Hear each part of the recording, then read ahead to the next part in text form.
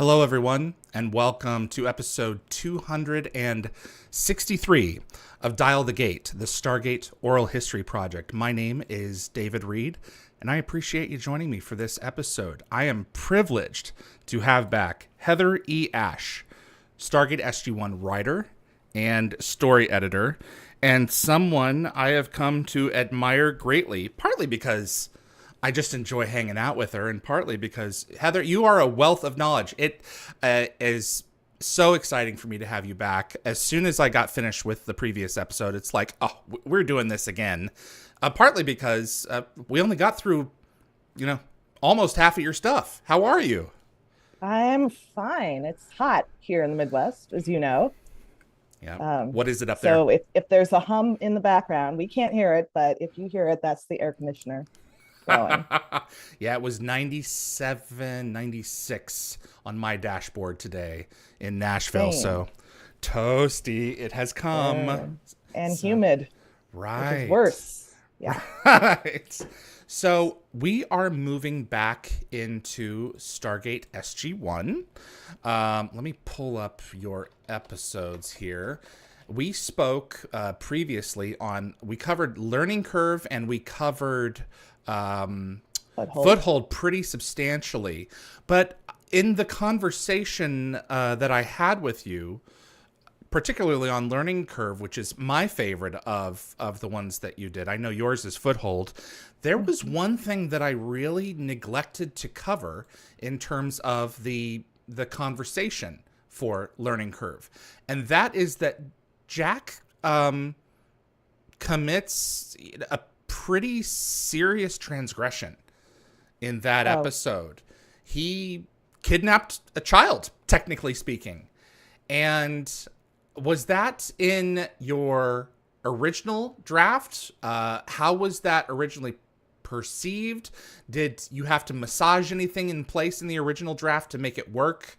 Or was it always, within the bounds of who this person is, this totally makes sense that, he could be court-martialed over this and he'd be okay with it?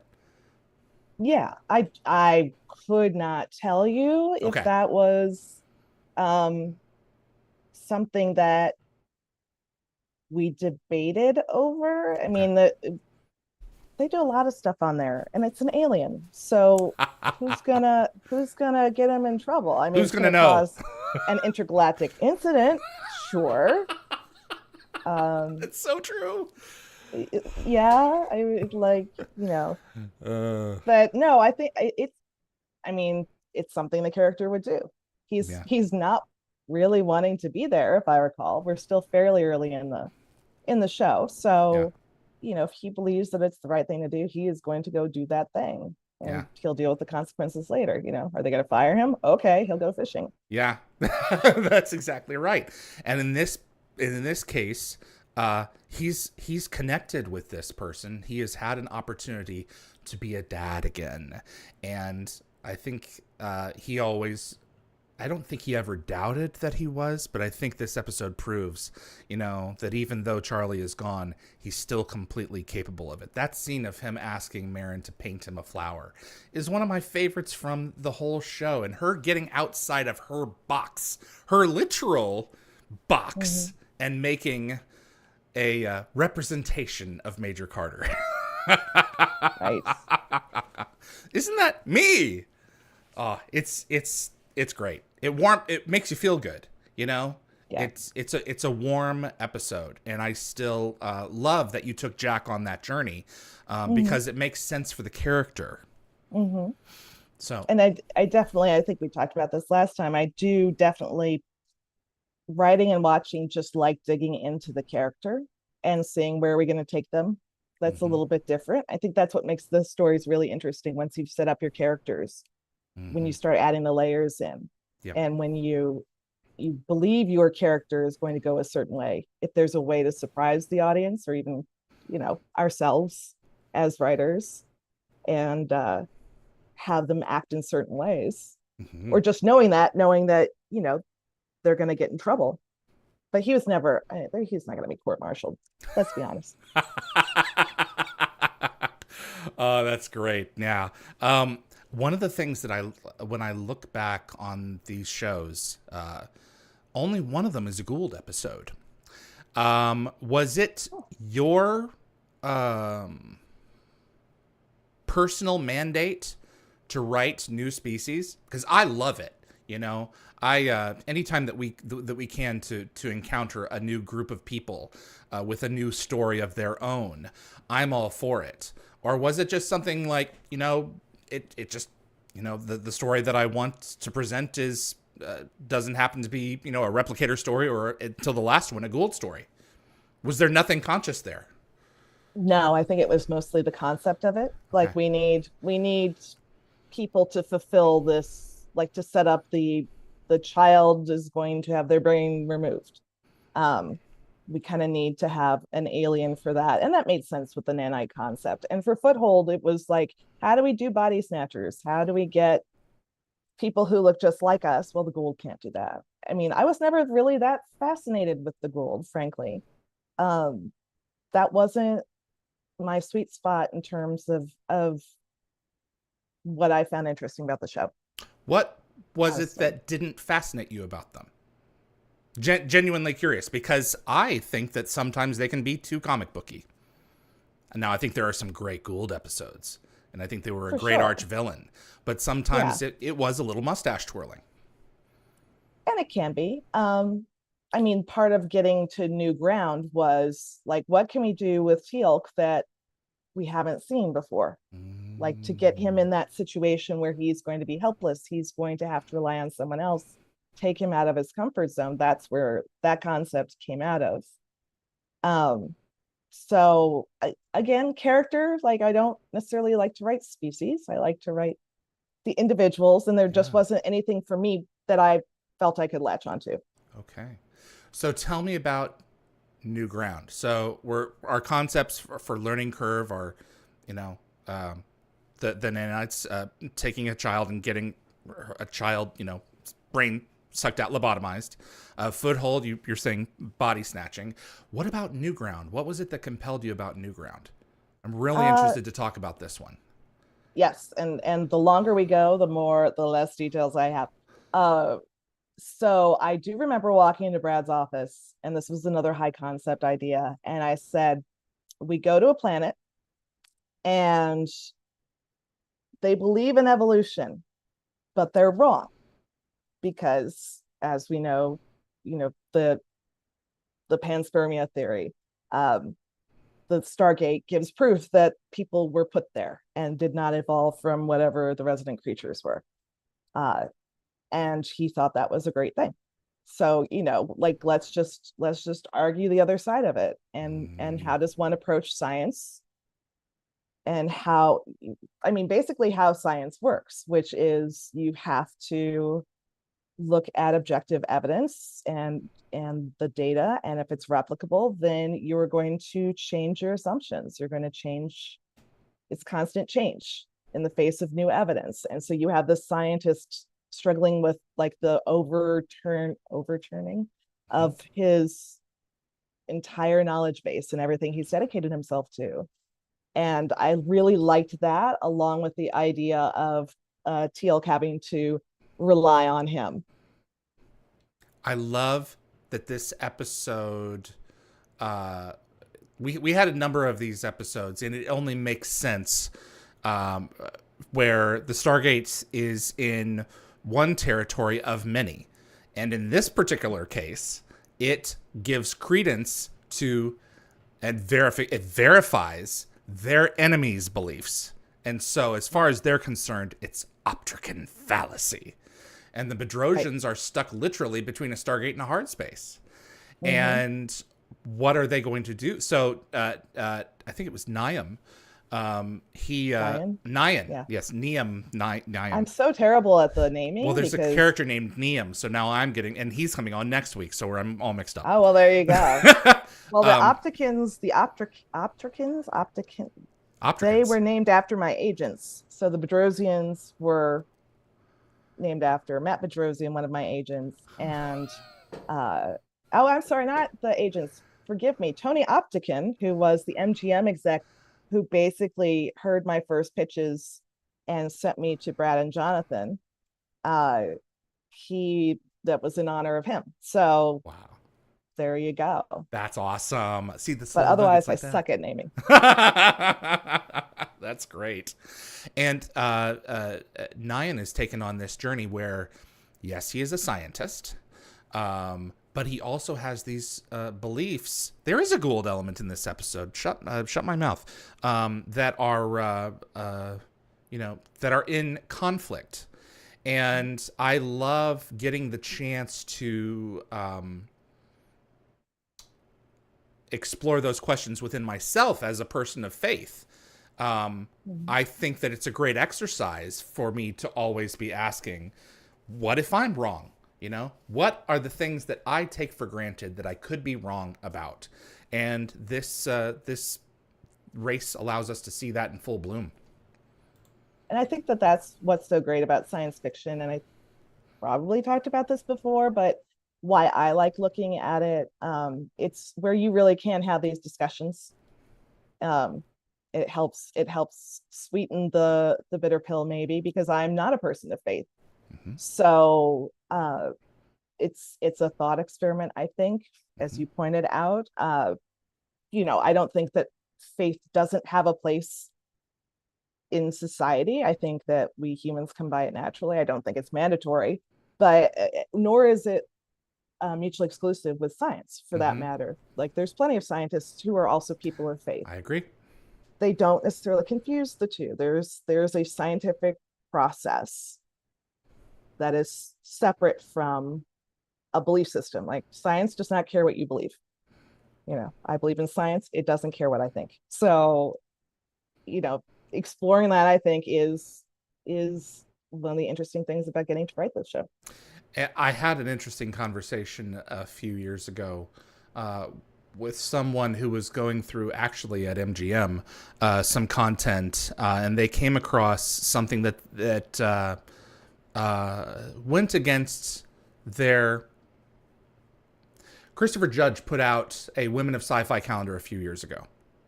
She found this reprehensible, and every time I spoke with her about going through the catalog, she told me repeatedly how offended she was by this.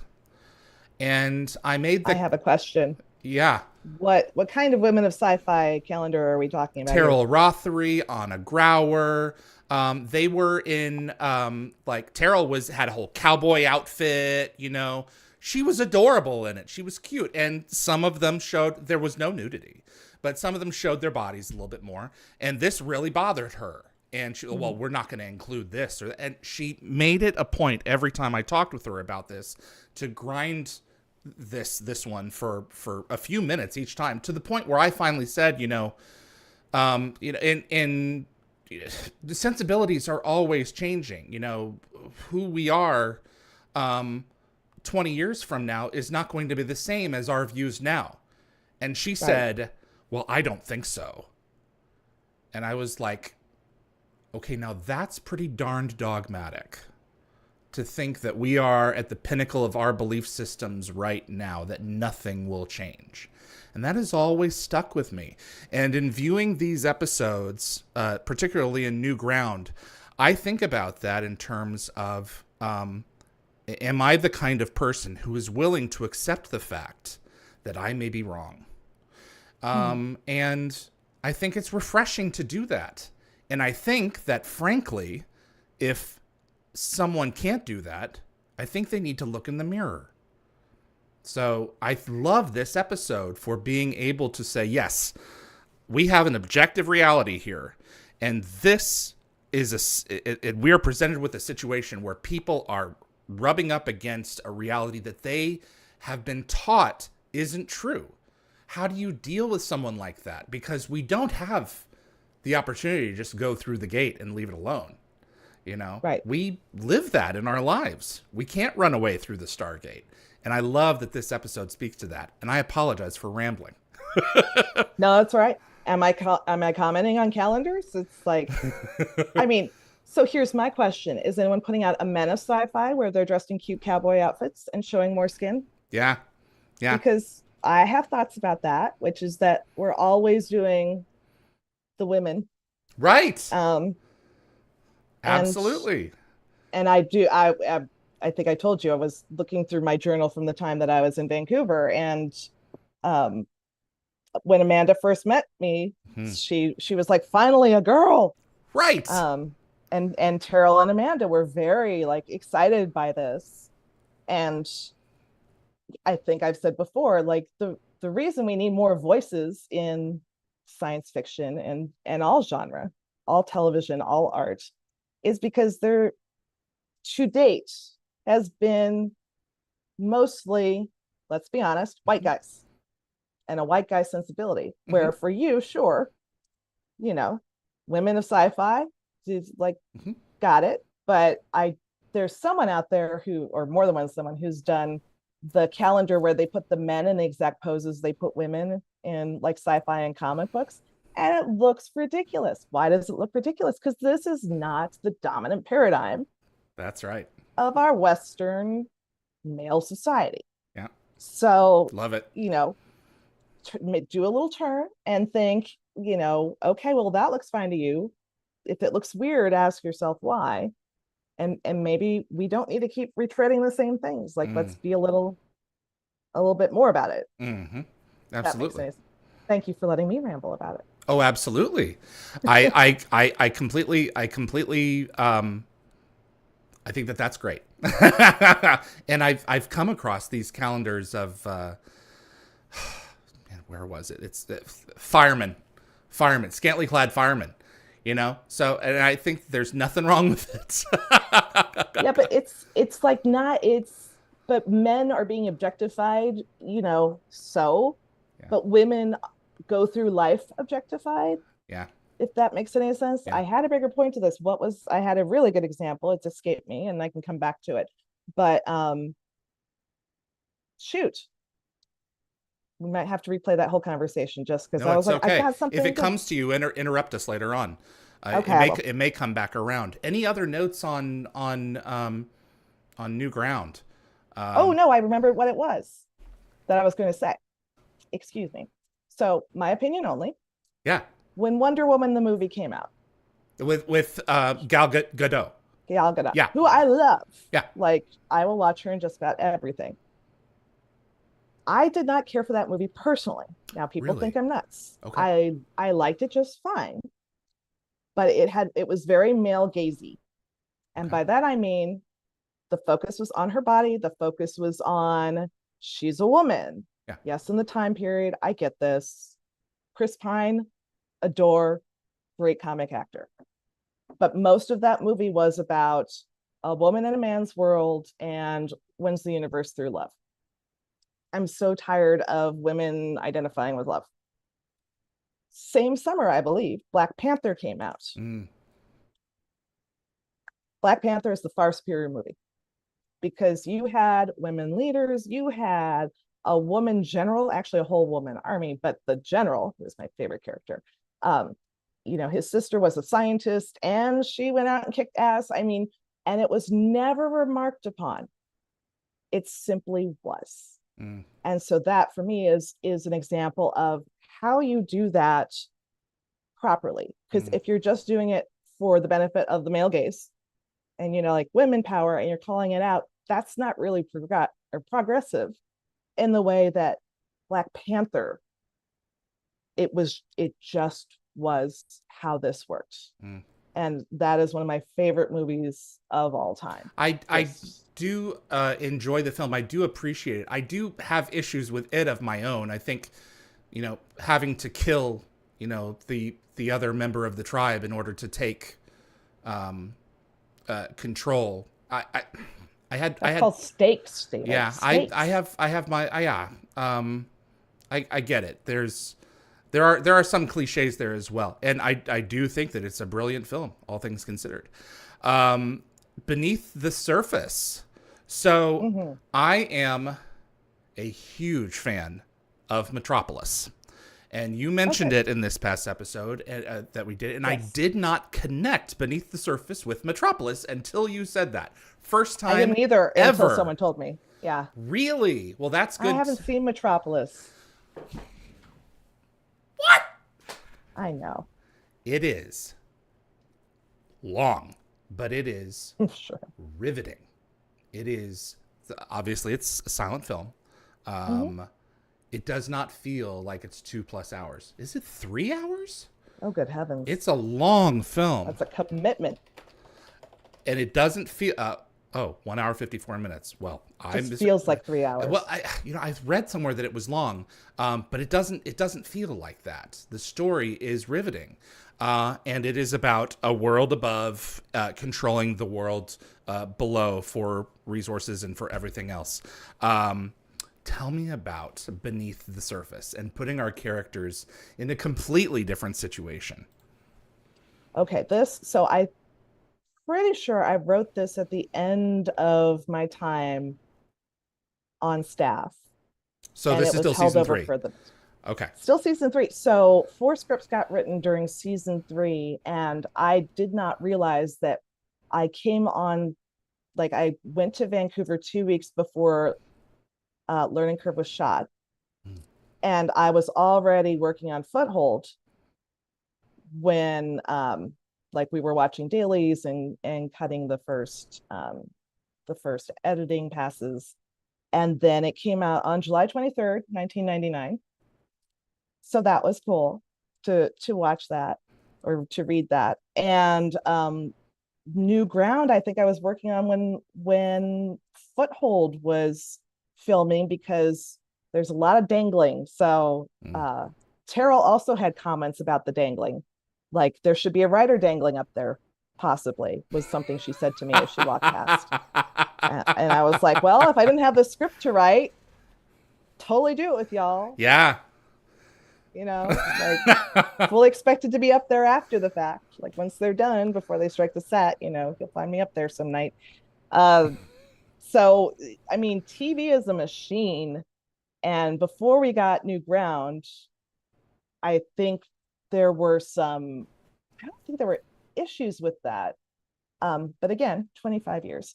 Uh, we we were trying to break that story, Mm.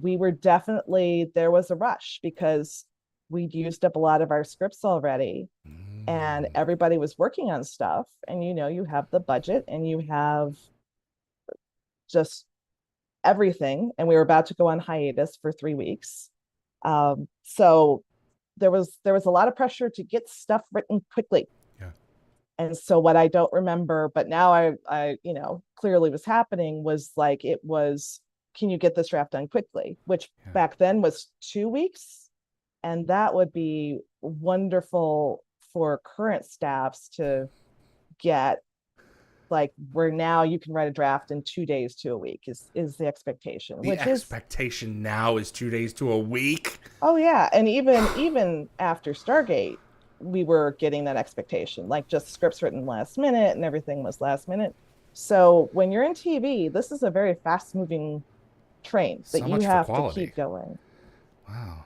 That the fact that we get the quality that we do out of so many of these shows, Yeah. and it's not like that was back when we had staffs, and I Yeah. alluded to the writer's strike last time we were here, but one of the big problems that people were having is these writers' rooms from the studio that were put together and just to come up with concepts. And then those writers got cast off, and one person is writing most of the scripts, or they bring in 2 new writers who they don't have to pay that much to help write the scripts that have to get produced. You know what I mean? And no one is getting compensated for that. I've definitely seen my residuals fall. I'm still getting checks for Stargate. Thank you. I just got one in a couple weeks ago. Thank you. That's what paid for that air conditioner over there. How often do But they come in? Is it once a months year, or once? It's once a year. once a Oh, year, that's how they do it. Okay. about once a year. That's how the WGC does it. Okay. And then there's the Canadian Screenwriters Association. So they have definitely gotten less and less, whereas Stargate is much more out there than it ever was in rerun time, when it was syndicated. My episodes are out on the streaming services, but we're not really getting a lot of money off of that, considering how often it's viewed. We the writers, we the creative people. Are the studios making money? You betcha. Yeah. So that's what the writers were striking for, and they made some really great um, progress in the agreement that was finally reached. We got a lot of this is the WGA, although I understand the WGC is in either just finished their negotiations or still in negotiations, that trying to get the same level of, studios are very bottom line, make it the cheapest possible, looking to have AI write stuff. And you cannot, it's not writers in a collective to, drain the studios all the money unfairly. Like, this is the creative process. You cannot condense the creative process and widgetize it. It's how writers work. So Can it'd I be get nice to have that respect. can I get inside baseball with you for a couple of minutes? Sure. Your residuals, are they, so they're not locked in from when you created the content originally? Are they renegotiated through the guild over a certain period of time? How does that work to the novice? So the basic overview is that, so Stargate was when I was in Stargate. This was happening when you had DVDs, Yeah. still DVD sets, and when you had syndicated. We did not yet have streaming. Yeah. We did have cable, and then you have foreign. So if it goes to DVD, there's a certain base rate that the guild set for what kind of residual that you're going to get. So it's usually like a percentage of something. So physical media is set for all time in terms of what it is that you get. As long as Stargate is produced in a box, that is what you get. Or does it reset unless it's renegotiated, because the contract gets renegotiated every 5 years, right? Okay. So usually but the technology has changed. Yeah. So stuff doesn't come in DVDs anymore. Yeah. And when streaming was new, the studio said, well, we're not going to make any money off this, so we can't negotiate this. Well, fast forward, and we knew it was BS when they said it. Yeah. But it was a negotiation point that it wasn't just the Writers Guild, gave up on. And then in those 5 years, it became the main thing. And then, it's a cash cow.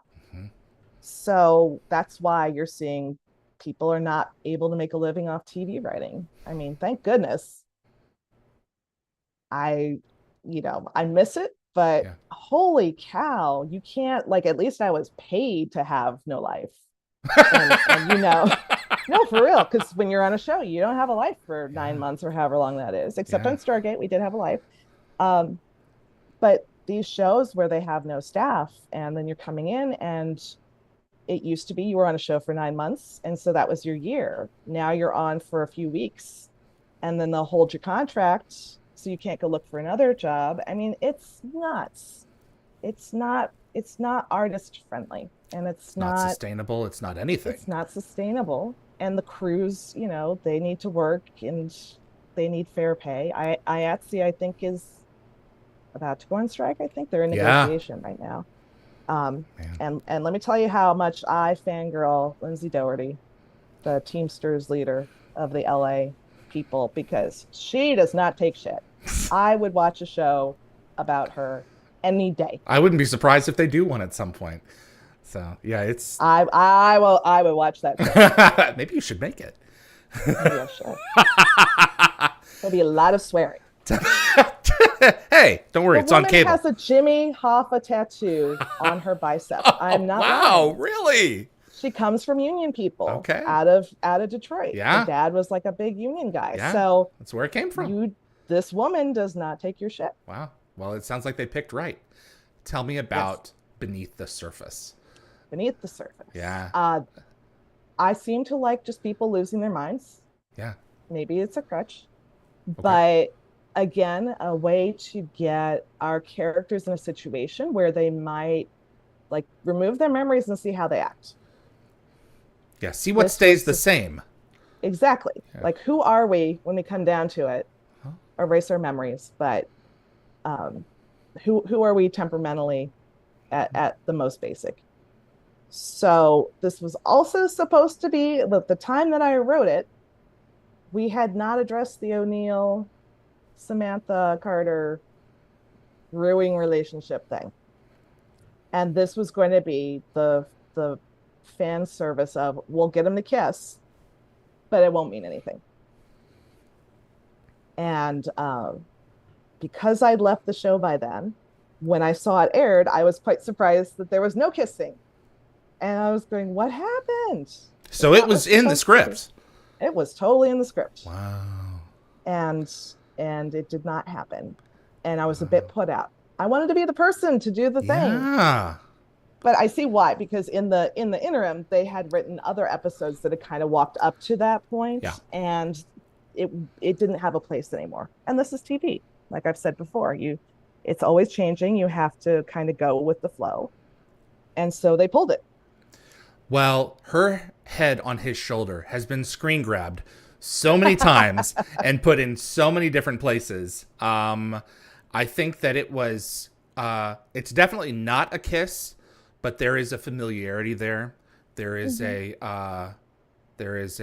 place of safety for both of them there, and intimacy. Yeah. And I like that with I'm glad we've moved to that point. We've moved away from if there's a male and female lead, they must get together. I still don't think we've seen enough of that platonic but very deep friendship between men and women on TV. And, taking my current sensibility back to there, maybe would have put that in a little bit more, like hit that a little bit harder. I did have in there too a Barry Manilow joke they would not let me have Sam say, because there's that part where they're going through things that they remember that don't make sense. And Sam's like, this guy, I must have been like my boyfriend or something, like Barry Manilow. And it was supposed to be a joke. And now I'm realizing it would have been even funnier if O'Neill said it. Like, I really like this guy, Barry Manilow, and I can't figure out why, but I think he writes songs for the world. I have to ask. Would not do it. So is that why it was replaced to Homer? Was that where it was inserted? Probably. Okay. Yeah, because he talks about, he's bald and he wears a short sleeve shirt. And I'm thinking he's going to say Hammond. And he says Homer.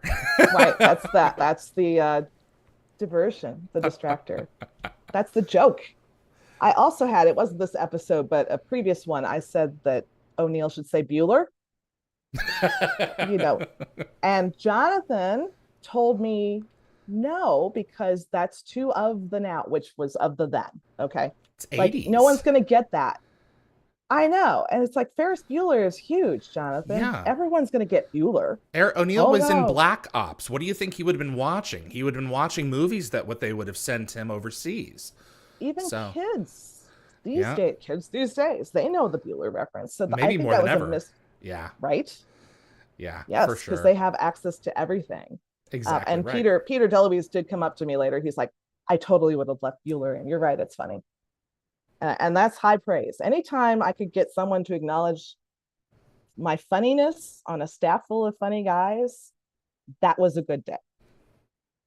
Do you have to? You talked a little bit about not being married to things because they can just change. Is there a certain callus that you've just got to build up to losing something like that? And when do you know to fight for it?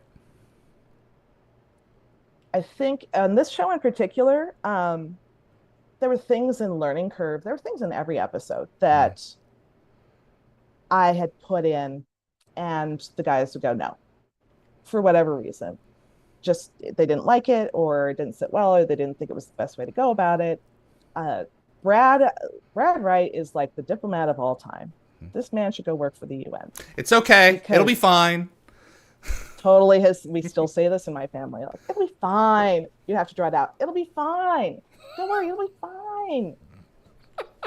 He said, I saw this in the journal, it's like, let me pitch you how I thought would be a good way, which is really code for, I'm going to do it this way, but I'm going to give you the opportunity to agree with the change I'm about to make. That's great, man. It is pretty darn, and whatever it was, and I think it was during New Ground. There was something during New Ground. No, I'm sorry. This was this was Foothold too. There was a lot of Foothold. Yeah. With the body swapping, because Richard Dean Anderson would not do a body swap with Sam Carter. So he would not pretend to be Sam Carter. Or maybe it was Terrell Rothery. I don't remember, but that was very clearly stated. So we had to switch it up. But Brad was like, so here's how I pitch it. And he starts out, and then I guess I finished it and I started acting it out. And this was in the room. And Jonathan and Robert are in there going, what are you two doing? But it was that great thing about writing in a writer's room is when you get people who are on the same page, you know what I mean? Yeah. You always come up with something better. You just start riffing off each other. And that's one of the things. We did not work in the room together a lot. And especially by the time we were up to new ground, we're getting toward the end of the season. There's pressure to get a whole lot of scripts in the can. And the guys, especially Robert Cooper, who wasn't yet a supervising producer, he's trying to prove himself. And Brad and Jonathan are trying to get shows together and write shows and do all their other stuff. There's, they've got to save time. So I think with New Ground and, well, definitely with New Ground and with Beneath the Surface, they would take the rewrite because they could get it done faster. It's easier for them to, instead of try to comment. And so they said, like, you make things better when you rewrite it. So yay, but we don't have time to wait for you. Because I'm not the fastest writer on the planet. And they needed it like this. And they're the bosses. It's their show. I am there to do what they want. I give my perspective. I bring a new perspective to it. And they were always good about, most of the time, except for that Bueller thing. Listening and honoring it. But at the end of the day, we got a lot of money riding on this machine that needs to be fed and will not stop until the end of the season. So sometimes that means things gotta get done. Wow. Stephen King says in his memoir on writing that he got a note early on in his career when he was still submitting to like Playboy and these other magazines, his short stories. His note that he received from a publisher was second draft equals first draft minus 10%. Do you think there's truth to that? I mean, was that a hard and fast? I think your first draft is going to be, it's not going to be perfect. Yeah. Hopefully. And that's also the problem of perfectionist people like me, even now. You kind of want it to go in and you have this idea of it being perfect and it's not going to be there and you keep trying to make it better. And no, it's complete crap. I call it the spew draft. The writers, like there's a pre-writer's draft, the spew draft. And then you go back and you make that better. Sometimes it's like the first draft minus 50% plus 60%. Like there's a math there. Take out all the crappy stuff. Right. Yeah. And I hate writing the first draft. I mean, I hate writing the first draft, but I love rewriting. So I'm actually much better. Like my drafts get progressively better. As you would hope they would, that would be the sequence. It does not always work. Wow. Yeah. It does not always work for a lot of writers really like the first draft, and then rewriting is hard for them. And I've always enjoyed rewriting, but sometimes it's hard to know when to stop. At a certain point, you're starting to do lateral changes, and then having someone come in and say, "Let me take that from you," is a good thing. But if you're going to be on a show long term, you want to be the person. Because as I said, Brad and Jonathan, and then later Robert, it's their job to get these scripts in shape. And Brad would do a pass or Jonathan would do a pass. And that's on top of all the other work they have to do. The best thing you can do for your boss is get as close to possible, as quickly as possible out of the gate, because that makes their lives easier and be great to work with. Any other thoughts on Beneath the Surface? I love the situation that Hammond's put in this episode as well. In what sense? Well, Major Griff is coming back through. I think it was Griff in a snow jumper, and he doesn't know what's going on. He has no information. The general doesn't like to not have information. They could be dead. you know? Yeah. And Don played that well. Yeah. You know, this was a guy that does not like being out of contact with his people, any of them. So, Yeah. yeah. And he cares about them. I did pitch a story. Did I talk about this? I don't think I talked about this last time. A story I desperately wanted to do about Hammond. We meet him, and it's a personal story about Hammond that would investigate because he was a widow Yeah. in Stargate, but he still wore his wedding ring. Yep. I have it. And so right there. you have his wedding ring? Look at this. I don't mean to cut you off. No. This is cool. Waiting in suspense. Sorry. Look at that. There were two of How'd them. you get that? I have There one. were? Propworks. We sold them. Yeah. We sold the Oh. first one, then I paid the value of that one for the second one. So Nice. Don is important to me. Don I'll was tell a you great that. guy. I'll tell you that story some other time. So this, I've not heard this story. So No, because we didn't do this story. okay. But I had this idea, and I did love it, and I didn't get to do it, that we meet Hammond and things are terribly, terribly wrong. And he's having bizarre dreams about SG-1, that they're coming to him in dreams. And we learn that it is suspected PTSD because SG-1 died in some incident. Like they're dead, there were funerals, bodies weren't found, whatever. And he's grieving over them, but still has to push through. And I think his former wife was also involved. He also thinks he might be losing his mind a little bit. Like there's a dementia thing happening and he's going to have to leave the military. Okay. But the consensus was we didn't want to put that much on Don. And maybe it would be too much to play at this point in the show. Was he retired or was he still working at SGC? Oh, he was still working at SGC. Okay.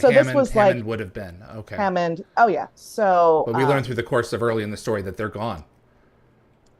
They are gone, but they're not physically gone. They just, this would be the cool tech thing. Like they phase shifted or something, and they're trying to communicate with him like from this other dimension, kind of like Prince of Darkness. Through his dreams. Yeah. And he thinks it's dementia. He thinks it's grief, and that maybe he's not cut out to be general anymore. So he's going to leave. And here's the problem. If he leaves, then they really are lost forever.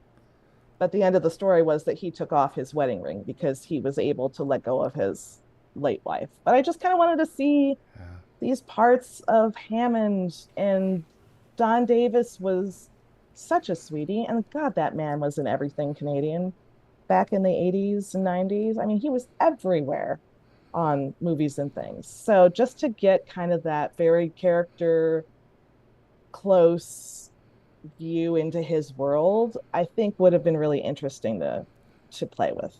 The show established in Tin Man that his wife died of cancer, but you can see in every scene where he holds up his left hand, you can see the ring, and so the fact that you gravitated towards that, and you could have made it a plot point. He takes the ring off at the end and he moves on.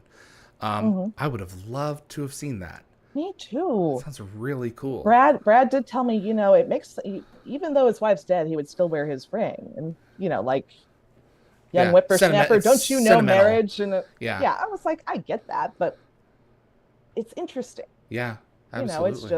It's just a place that we could go with this tiny little detail. And so the thought was that it would be too much for Don for an episode? I think so. Okay. Yeah. And just scheduling, and you have to pay these other actors, our leads are going to get paid no matter what. So it just wasn't the right time to pursue that level of story. Okay. In terms of what the guys planned for the whole season. It's interesting because I think that Don's strongest episode is an episode that he's not in very much of, which is in season 4. There is an episode called, and I used to know these off the top of my head, Chain Reaction, where the granddaughters are threatened by the NID. Ooh, I don't think I saw this one. It is a great episode. You should watch it. Oh, how dare they? The girls get picked up from school in a black car. These guys take them for a ride, and then show up at his house with them and then leave. The girls were fine, but he gets the message. And they are trying. Is he doing his stewing like silent? He leaves SGC because he understands that now, since they have closed that beta Stargate down, the Rogan ID operation is not getting the technology back to Earth through the beta gate, and they want to be back in control again. And so O'Neill and Mayborn have to go to Senator Kinsey, Ronnie Cox, and force him to stop and reinstate Hammond. So I'm interested to hear this, because it's very clear that they were interested in pursuing something for Don, but also, even though he's the center of the story, is not taking up the bulk of the episode. Mm-hmm. So this is fascinating to me. And it's also, you might want to hold that in your back pocket for later, like the hyper hurricane thing that I talked about. That's the executive producer's job. Like, hey, we might want to use that in a different way. We don't want to set that canon right now, mm-hmm. when we might be able to do something even different and even better with it later on. Wow. Yeah. Very cool. But such is TV. That's it. We've got one more, which is one of my favorites. I love the Cassandra episodes. This is Rite of Passage. Mm-hmm. Tell me about Rite of Passage for season 5. This probably was not written at the end of season 3. It was not. Okay. So in July of 2000, Robert Cooper calls me, and he's like, "Hey, how's it going?" And I said, "Well, my dad just died last week." And I was in St. Louis, where I grew up, and he's like, "Oh my God, I'm so sorry." But they had been calling me to see if I'd be interested in coming in to pitch the show again for a freelance episode, which is a huge honor, and I so appreciated that opportunity. It took a while from there, because I remember I turned that in somewhere in, I want to say, like late November of 2000. So my idea was basically, again, totally ripping things off, which I'm very good at, apparently. The Carrie, let's muck around with Cassandra, and she's an alien. Let's not forget she's an alien. I know it was much more, my version attempted to go more toward Rick again, and O'Neill, because they've had that close relationship. Yep. And I believe that the guys did not want to tread back in that same storyline. And I don't think Rick was available for that episode to that degree. So they made it into a Carter, Doc Fraiser thing, and which worked just as well. And now that I am an adult with children of my own, I get a lot more from this episode than I did as the youngster writing it. How so? Well, it's like the John Hughes films, or the films about the young people and the adults. It's like, we're now older than those parents were in those movies. And we identify less with the teenagers now and more with the parents. Like, yeah, those kids are acting like idiots. No, you're grounded, kid. This is not cute. You're not finding yourself. Get back in your room. So having had teenagers and the whole puberty thing, and Brad, his girls, I think they were elementary school, but slightly older. And, he was a dad. He got it. So I think it's, especially now looking back, very realistic and very nice in how it shows the relationship between parent and child. And I think we didn't see that. Like, we don't need O'Neill to be the dad all the time, because being a parent is tough, especially when it's like, you're not my mom, you're not the boss of me, and it's an adoption situation. That's right. That's a million times worse. I know some adoptive parents. This is not an easy gig for them either. No. I think that it's appropriate because it's established at the end of Singularity, that Janet was looking to become a mother, and Sam says, I think it's quite possible that she'll take her. By the beginning of season 2, that's already established. I never thought that we'd get to see this character again, and it makes a whole lot of sense that this young woman would be heavily in Sam's orbit for the rest of her life. There's a photo of Colleen Renison as Cassandra in Sam's office in Atlantis in season 4. They went and got a photo of Colleen, and she's there. So, and that's really cool character work. That's probably Amanda at Amanda's request. Maybe not, but someone was paying attention. And when I bet it was probably Amanda. Yeah, she's a director now, and she's very good. Well, she's looking for those kinds of things. In her house in season 5, when we see Sam's house, it's full of memorabilia that fans have given her, quilts and all this stuff. That's Amanda. Oh wow. So yeah, absolutely. Nice. And I love, and I think that most fans would agree with me, the scene where Janet comes in and points the gun at Nirrti. Mama Bear has been poked, and Cassandra's not making it. And now she's going to do whatever she has to do, like Jack did with Merrin, whatever she has to do to protect Cassandra's life. And Don's line is Hammond. Then I should remind you, the woman who's holding the gun to your head is Cassandra's mother. Yeah, that's a good line. Scene. That was not my line, I don't think. That was a really fantastic line. Yeah. Yeah. Yeah. What was it like bringing Nirrti back? That was a Jonathan Brad thing. So we needed to pad out that story, or at least get to the reason behind why this was happening. So we can't just stand around and watch it happen. We have to go investigate. So because I was not that up on the mythology part of things, the guys said, hey, we're going to bring Nirrti back with this one, and we're going to go to the planet and explore. So you weren't going to go to Honka. Okay. Yeah, that was, and I'm not on staff anymore, so I'm freelancer. So when they call me, I turn in my outline, I go through all the steps like before. They do the discussion, and then they bring me the notes, and then we talk about the notes, and then I implement the notes. And there are things on there that I think did make it in. It was a little bit, little bit looser, a little bit more with the fun than I had been. Because by the end of the first year, I was very much like switched into I need to get this right. I need to be impressive, and not so much with let's explore this and play around a little bit. So going back to that, and I think it turned out pretty well. I wasn't at the time a fan of the new Cassandra being recast, and this is all due respect to the actress. This is not her. I am this weird person who gets very attached to characters and the original character, and if you change that up, I can't handle it. So I think that was a mental block for me. It's like, this isn't the Cassandra I envisioned when I was writing this episode. I remember watching the episode and I was like, Colleen? Because she's already Stargate established, but that's not her character. She was in season 2. And so it took me a minute, to get into it as well. Yeah, because I'm sure you're writing with Katie in mind. She is that character.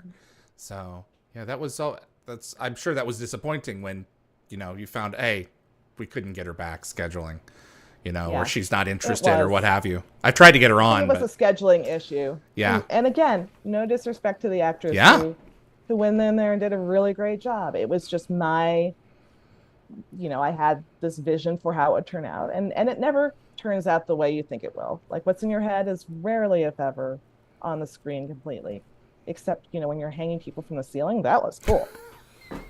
that was better than what I thought. But, for this, it felt really off. And so I couldn't really enjoy it because I was too close to it. Now I can enjoy the heck out of it. But anything else from this episode that stands out? I think it's funny that everyone thinks that, or not everyone, but there's a huge group of people who are shipping Doc Fraiser and Sam Carter for this episode. Yep. God bless him. Yep. I think that there's I I one of the DVD special features for the show, Amanda says it was important for us that these two were friends and not rivals. Yes. Because they easily could have been. And I think How could they have been rivals? They had different jobs. That's true. Two women in the same place doesn't mean they're not going to like each other. I'm just saying it's possible. I'm not getting on you, David. I'm sorry. I'll be good. I'm just hearing my mom in the back of my head. I had Oh, posted. nice. I had posted. Thanks, David. I'm very close. I'm very close to my mother, and someone, a female actress, had on my interviews was criticizing a costume designer for a costume fitter for mistreating her, and the actress was like, "And how could she do that? A sister." And my mom was sitting there afterwards watching it with me. She's like, "Well, I don't know what world that woman's from, but women cut each other down all the time." And yes, this is true. Yeah, one could say it's in service to the patriarchy within which we're raised. Yeah. And the cat fighting, but I mean, you look like it gets generated, and I am sick to death of this. This is how they divide you, so you can't get power. That's right. I've become much more radical in my older years. I thought I was a feminist before. But I think it's more than just power. It's, I think that the demonstration between Carter and Fraiser is a far more productive message to send in a working environment, and I really do love that dynamic. I think that it is one of the best reflections of a quality work and personal relationship in the entire franchise. And, you give it to two actors and they can make anything just dance right off the page. And they do. Yeah. And I really like that. And I think at the time we weren't seeing a lot of that. Like it was like, oh, they're going to be rivals. Oh, they're going to catfight. Like the Olympic athletes or two actresses, oh, of course they're fighting. And it's like, what? They're not fighting. I mean, had there been two women writers on the show at the same time, probably people would have assumed we're fighting. And it's kind of silly. It's not productive. I get where that desire that they're in a relationship comes from, because also at that time and even now, we're not seeing that representation on the screen. And by the way, happy Pride Month to everybody. And happy Juneteenth. Yeah. We are having that's Juneteenth. Absolutely. It is Juneteenth. It's always it's Wednesday. I keep thinking it's always on a Monday. Yep. So. Yeah. It's on the 19th. The 19th. Yep. Right? Yes, it's the 19th. It doesn't move. I don't even know what day it is anymore. So I was like, Juneteenth somewhere. It's true. Absolutely. But we don't see that representation. I mean, how many women did you have in a series that were actually working together at any given moment? And how many men were able to have that kind of emotional intimacy? Yeah. Like, I'm trying to think back to anything in the first 4 seasons that would have gestured to that. I was raised on Star Trek, so I am an exception. I mean, some of my favorite scenes are scenes between Deanna Troi and Beverly Crusher in TNG. But yeah, for the wider stretch, I completely agree. And in terms of, and that's for the heroes, but for the villains, I have to share this anecdote with you. Jacqueline Samuda, who plays Nirrti, and I have had several conversations. And I went and asked Jacqueline at one point, let me know if I'm reading into this. I told her. But when Fraiser holds the gun to her face, she kind of gets taller. And I'm like, I'm thinking to myself that what Nirrti is thinking is, even though this person is a stupid little human, I have slightly more respect for them than I did just a moment ago for standing up to me this way. And Nirrti said, that's exactly right. That's what I intended. And I love that character. I love Jacqueline's portrayal of that character. And there is something to be said for when a good actor can devour the role of a villain and make you go, ooh, okay. And she does. Absolutely. And I'm going to take this over to a side comment off of SG-1, still Brad Wright related. My son and I are watching Travelers, I told you this in an email, because we always try to find a sci-fi show to watch. And it's really interesting because Brad Wright created that show. And to see the parallels that, the same themes that are coming up that we had in SG-1.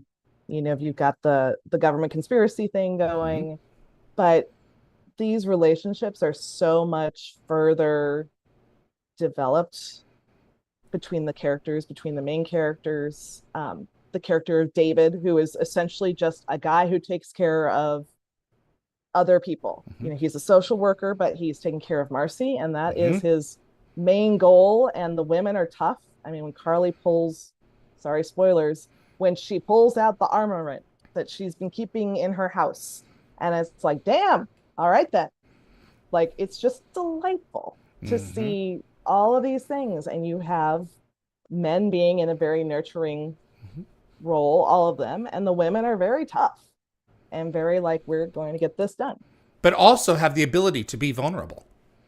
All of them do. That's the thing really that is. Anyone who has not watched Travelers, you got to watch it. My God, I sat down with Brad a few years ago and I said, cards on the table. I haven't seen it yet. He said, you have to watch it. Good show. And I went home and I did. So I was waiting for the right time, but it's Brad Wright. You put two people in a room together, you're going to see some sparks. So on all different strata of levels. So it's great stuff. So much fun. Yep. So much. It's the same tone. I mean, if you watch enough television, something that we like doing is guess who the writer is before the credit comes up. Oh yeah. And I would do this on shows where I had friends, and I would say, oh, this is his episode, and he'll go, how do you know that? I'm like, just sounds like them. Yep. And when we talk about TV writers, when you're talking up and coming ones, you have a voice. Well, so how do you do that in TV? It's like, you just do. Yep. Where, depending on the showrunner, depending on the show, the way you approach things is always going to be very one person. Yeah, it's a signature, a sensibility. Yeah. I do that with scores in television and film. Oh, that's John Debney. Yep, totally. There it is. There's a certain lilt and cadence in the makeup of what you're listening to, and you just intuit it as a person, And I think that's sometimes it's a little disappointing because it's like, oh, I can't really be surprised anymore. But B, on the other hand, it's like I'm picking up on certain things that are certain patterns in the overall makeup of what I'm watching that are standing out, the firmament of what it is that's being presented. Right. So I'm that's just blabbing. What's delightful about knowing Brad. Hopefully the artists that are good at their work. Nothing's worse than having a friend who's writing or doing work that sucks, and you have to say nice things about it. Been there. Yes. Yeah. Very interesting. Yeah. But when they're good, it's just always such a delight. And for Brad, I just love. Travelers kind of takes me back to that place on Stargate, where it's like hanging out, not that we hung out, but just being in that kind of that very funny, very encouraging, very nurturing space for as much as we could do. I know that probably they would put more dogs in it. There were always dogs around the office, multiple dogs. I guess one day Rick was sitting in the hallway just covered in dogs.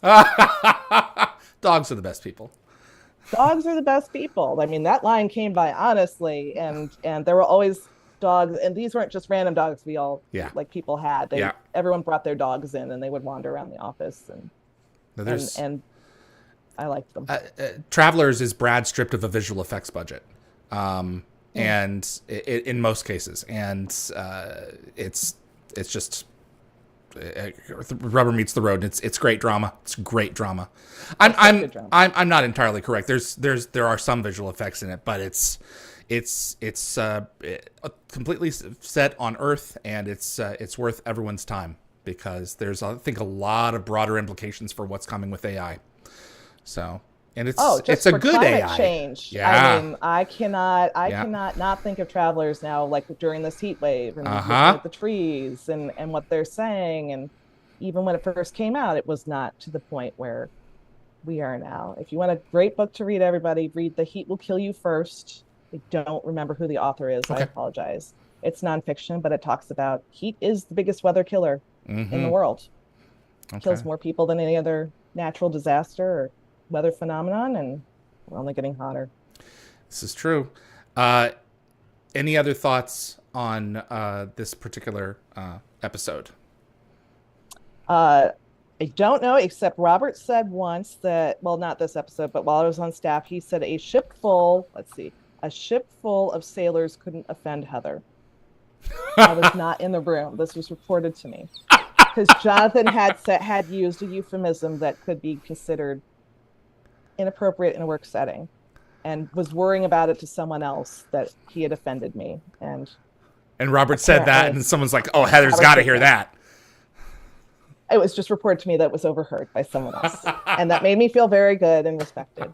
And we called the Naquadah reactor a double wide Borg trailer because that's exactly what it is. It is the Urbanian one. Like that's exactly right. One of the most beautiful props that absolutely there is, gorgeous. And layers and layers of wood. The Mark II has. This is the Mark I.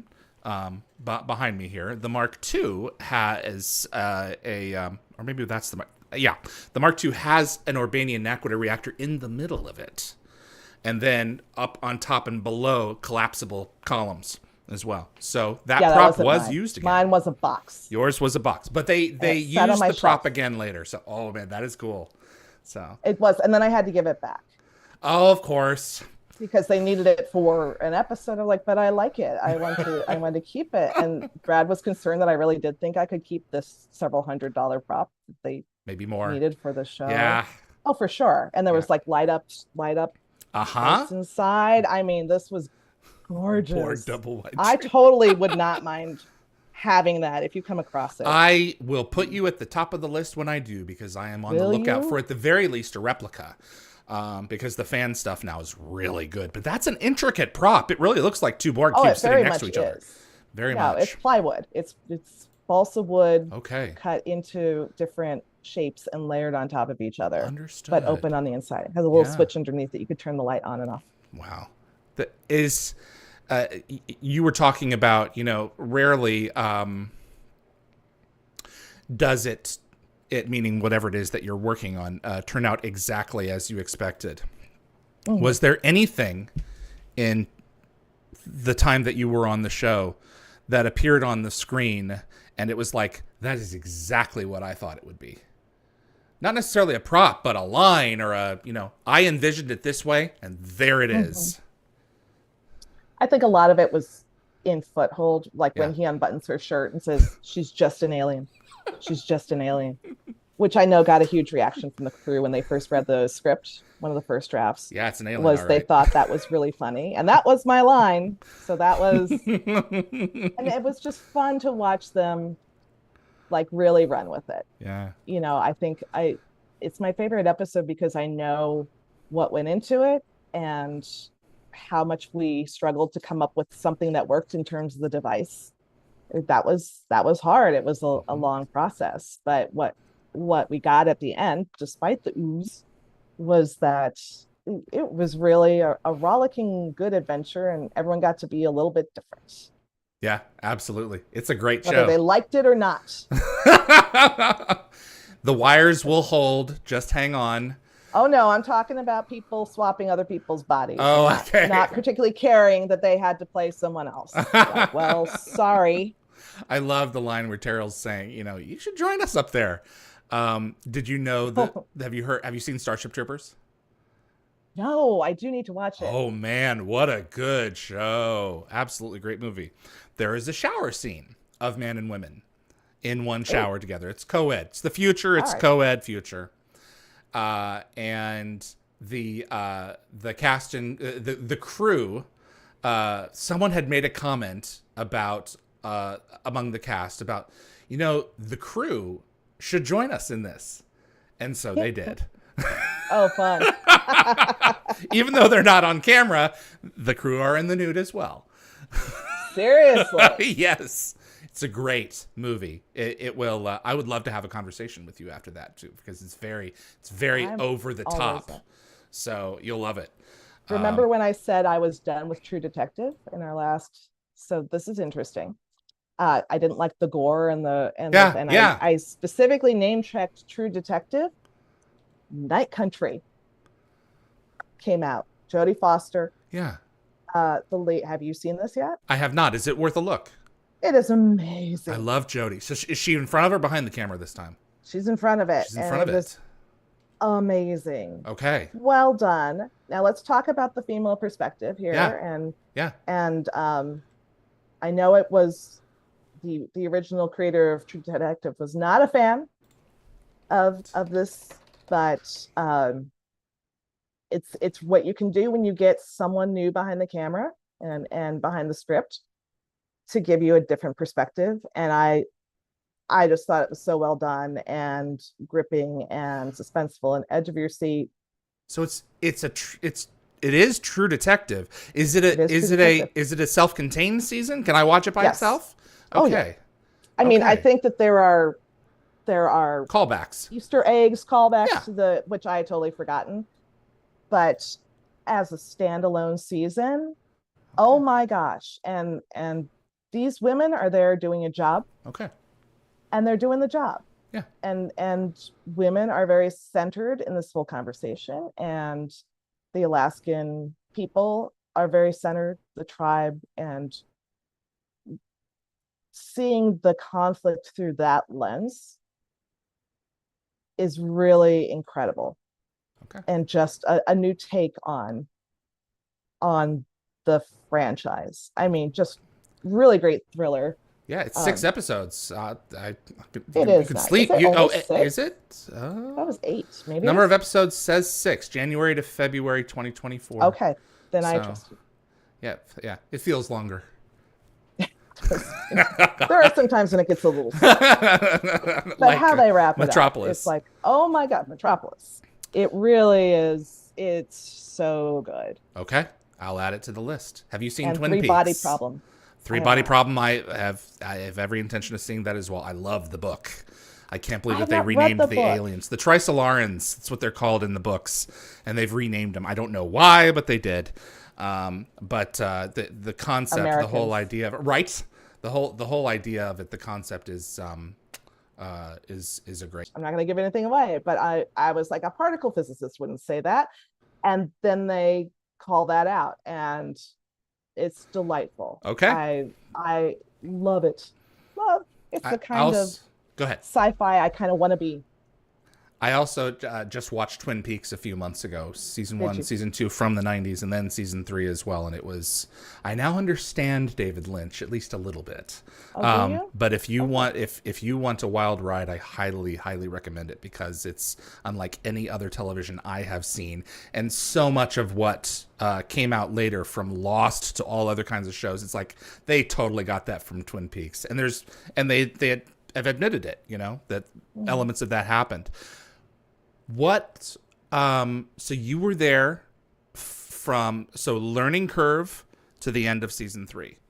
Right. So from March, I looked it up. Oh, no, I'm sorry. So I was writing the outline, I think, as of January 99. Mm-hmm. I visited the Buffy set the week before I left, and I arrived in Vancouver on March 18th. Okay. And so we were 2 weeks out from production on Learning Curve. Wow. At that point. And then October was the end of our season. Okay. What happened in season 4? Were you invited to come back for season 4? Yes. Okay. So the expectation, I had a 2-year contract. Well, TV works where if you're good, if they like you, they'll bring you back for the next season. I think I had contracts are always arranged like, in the first year you'll get this, and then if there's a second year, and so on. So I definitely had a contract, and the expectation was it was going to be renewed. They were talking about having all our photos done later in the year. Like they were going to do press packets, and all the writers would have their photos taken, and I hate having my photo taken, always have. So this was like, oh my god, not why I left. I I chose to go back to LA because I was young, and this is my first writing gig, and it was a bit lonely up there. I think I've told the story of getting like really bad strep throat. Yeah, you said Really that. bad strep throat. Like I was sick for a week and a half, and by myself. And the Canadian medical system, I mean, thumbs up.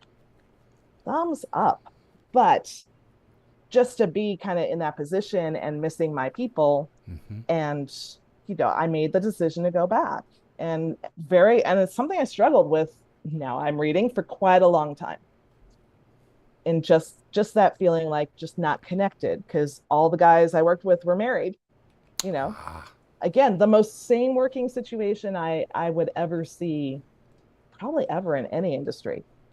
They went home to their families every night, and I went home. you hadn't found your person yet. I had found my person. I had a pet at home. I had a bird at home that I never got to see. I What had was a the lot of bird's name? friends. That was Clark. Ah, Lois had died. Clark. Like, he had Ah. Lois and Clark, and Lois had died, and he was by himself. This And is in LA? yeah, So you left the so he bird was back in behind. LA. Okay.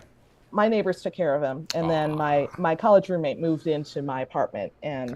and lived there while Okay. I was gone. So Okay. I mean, that worked out well. But like, I had a life in Los Angeles, Yeah. and I can look back now in a lot of ways. Like, and I apparently had a conversation with Brad about this, which was like early on, is like, I just don't feel like I fit here. And not it's your first show, like, you want to do a good job.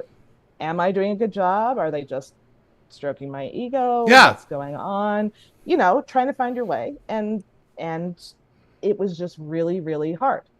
So I made the decision to go back to LA in hopes that, other TV shows would have me.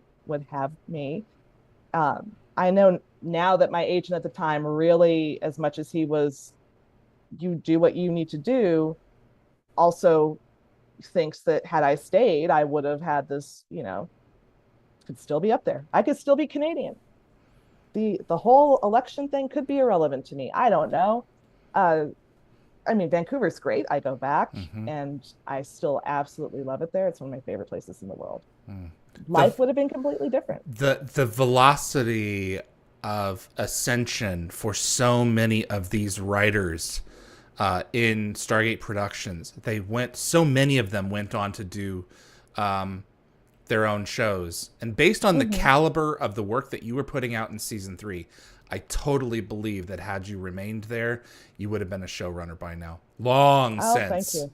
But there's no question in my mind if that was if the work that you were producing continued to be at that level and even greater than that, there's no question. But I think, yeah. I get missing home, Yeah, and it's missing your and people. writing for me is can be a very, like, I can enjoy it, Yeah. but when you attach work to it and stakes to it, it gets a little harder. And I have not quite managed. I was actually at my high school reunion this last weekend. Strangely, I was also at a big high school reunion when I was on Stargate during my hiatus. So that's neat. Right. And I was seeing these people, and they're like, you used to write for TV, and there's still people who love Stargate SG-1, and bless your hearts, thank you for that residual check.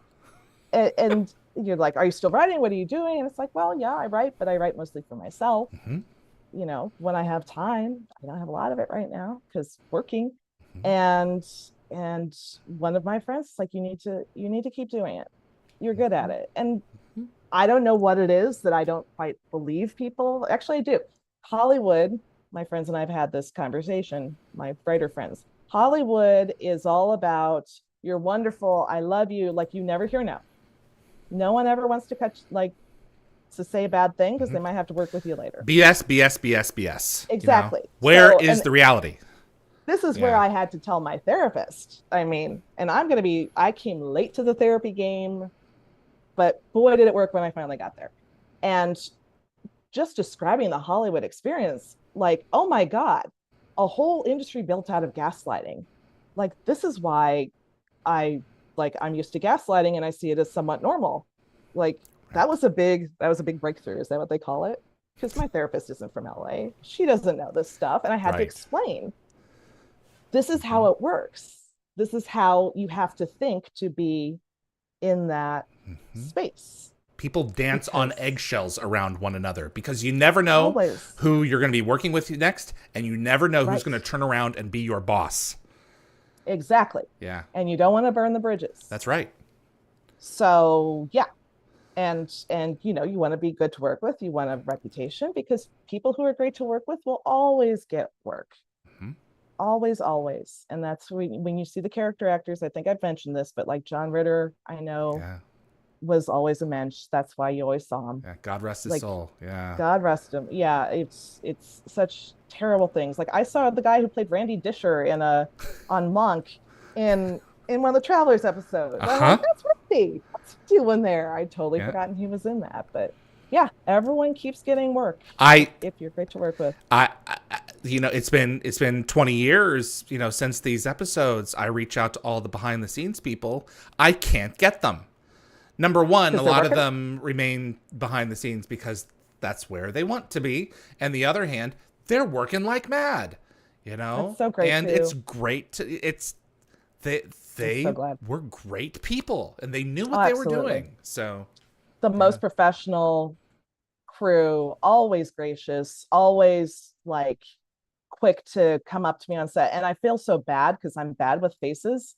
And the ADHD that I didn't know I had at that time really Hmm. problematic at times because I was like, this guy came and said hi and acted like I knew who he was. And so Yeah. I look like a jerk. Yeah. I'm too big to know who you are. It was like, no, it's these are the people who make it happen. That's right. This is a collaborative business, and it's not, all due respect, it's not the director. Yeah. I mean, yes, we need a director, but that's not the end all be all. This is your crew No, there's 100 people, that makes it sometimes more happen. involved. Always. And I have learned to keep pushing, to keep trying.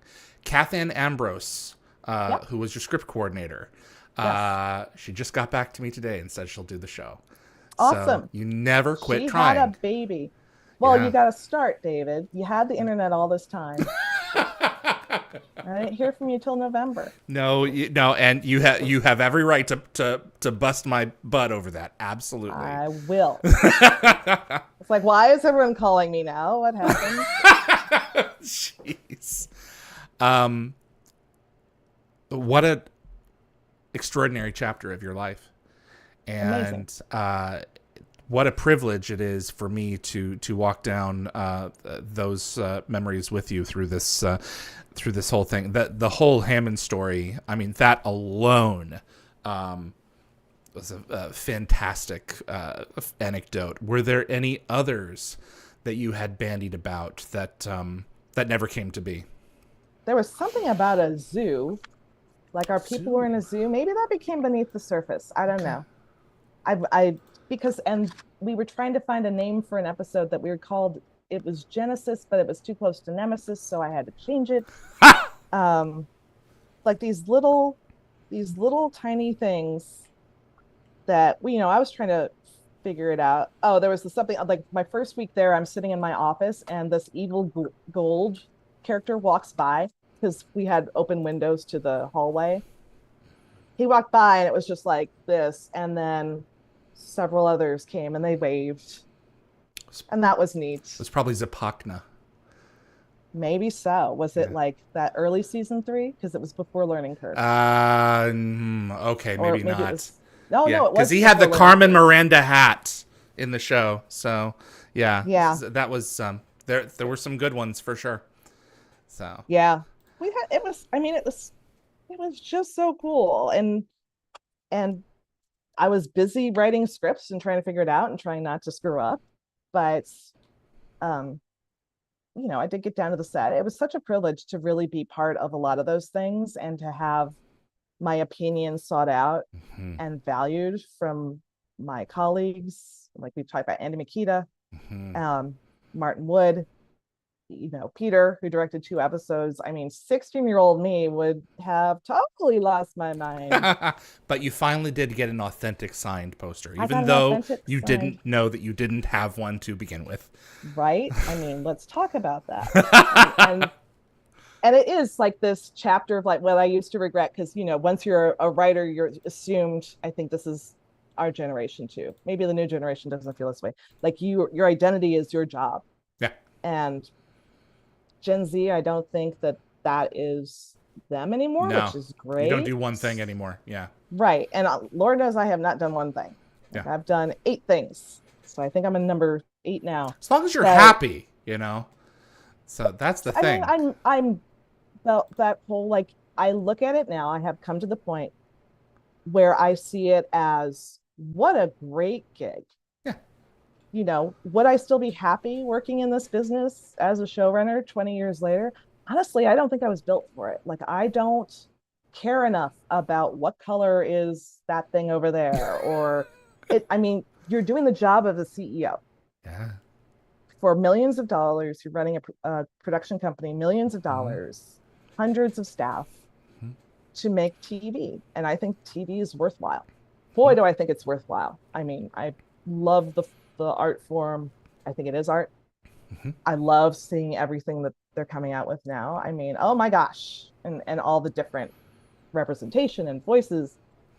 But there's something for everyone. And there should be.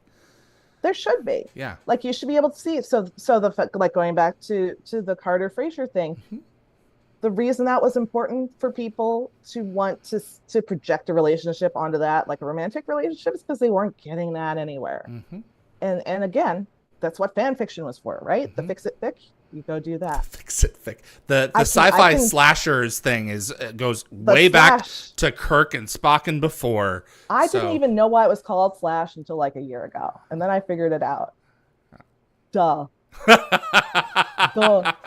I'm like, oh, but I remember not my interview, but my meeting the guys for this first time. I'm like, yeah, there's this fan fiction called Slash. Are you aware? They're like, yes, we're aware. Oh yeah, it was always coming up at Stargate conventions. Even Dan Shea, who played Siler, brought up. I read one online about Siler getting it on with General Hammond. Oh, man. I cannot even, right. And I can't read the Stargate fan fiction either, because it's just not. Yeah, to me, it's just not right. It doesn't sound authentic. Of course, I might just not be reading the right kind. I don't know. Their voices are not easy to duplicate. Fandemonium has taken fanfic authors and adapted those authors, evolved them into novelists, and some of the novels are really good. Some not so good, but some of them are really good. And so, I mean, I'm not coming out against fanfic in any way, shape, or form. That's how we got our start as writers, all of us. I'm writing down Fandemonium. But I like that there is, I mean, no one's ever going to be completely satisfied with the vision of the creators. And there's a lot of ownership these days, with audience feeling that they should have a say in how the show goes. And no. We get, there's something that you mentioned in the first interview, and there's something that you alluded to this time around, and it comes down to, is my stuff too derivative? That's kind of like the nugget there.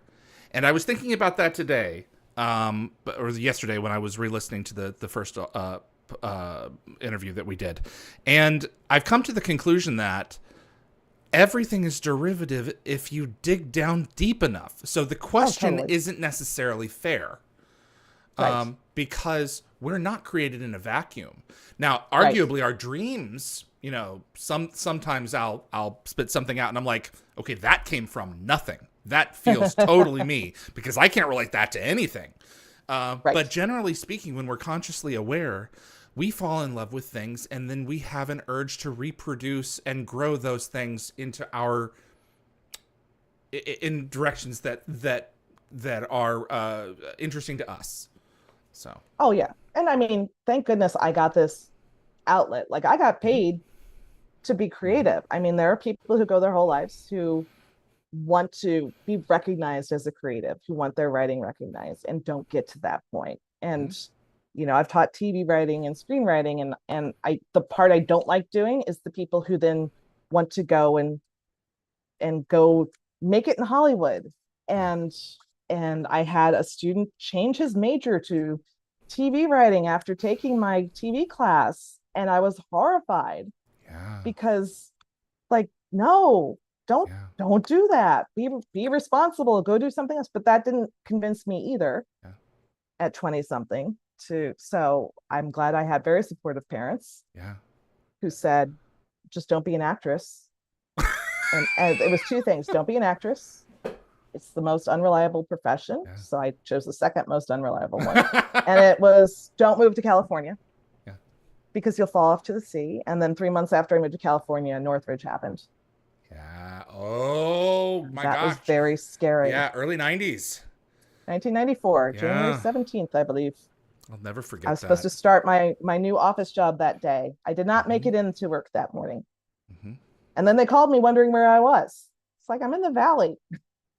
Were you in St. Louis for Hurricane Andrew? Hurricane Andrew hit St. Louis? I think Hurricane Andrew I'm say no. Wasn't it Hurricane Andrew that made the Mississippi flood in 1991?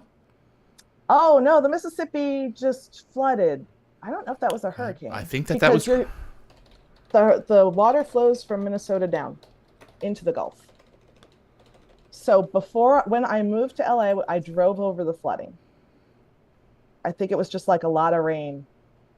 Hurricane spawned 28 tornadoes along the Gulf Coast, especially Alabama, Georgia, and Mississippi. Oh, maybe I'm missing I'm going way off topic. 1993. Yeah. Yeah. Okay. That would have been 93. Definitely the Mississippi flooded. It's flooded again since then. Mm-hmm.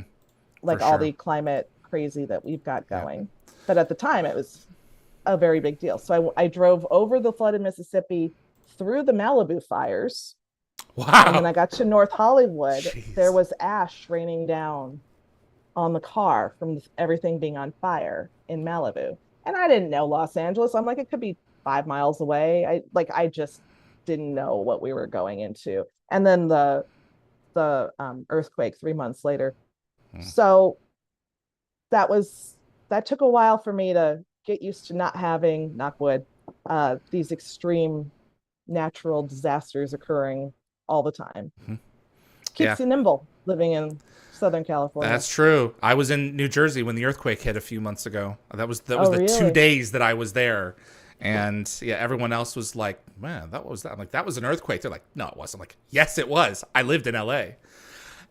Oh yeah. We had one in the Midwest. We had just moved back when my son was a baby, and we had moved to Chicago here. And like at 4 a.m., I knew what it was before I even woke up fully, because I could hear the rattling, and I thought, oh my God, that's an earthquake. And it was also snowing outside. And my husband at the time was like, I'm not doing snow and earthquakes. No. Evidently this morning you are. I guess well, there's a big fault line under St. Louis. Exactly. That's why I wasn't going to move to Memphis. That's one of the big reasons. That was not going to happen. You guys will get it too. Well, if we Nashville will get hit. I mean, Nashville will feel it no matter what. But I do have a few fan questions in the last few minutes. Oh, yay. I wondered if anyone was watching. Oh, absolutely. My apologies to everybody. We're just catching up. Sorry, guys. Teresa MC, Heather, have you experienced writer's Have you experienced writer's block? And what is your resolve for it? What is your solution to it? Walk in the park, go pet a dog. I don't know. If I'm blocked on my big issue is always getting started. Like I need to get started, and I always forget that about an hour in, things will start to click. And I figured out, it's been a long time coming. So whatever it is that I'm writing, if I just write it like I'm writing an email, like my best writing is retelling a story on Facebook to my friends. Like the time we almost killed our bird on my son's birthday, clipping his nails.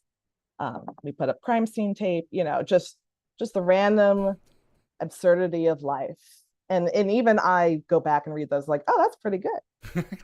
But just kind of letting characters talk and hearing what they have to say, and kind of trusting in the process that one of the side benefits of ADHD is that my mind will catastrophize.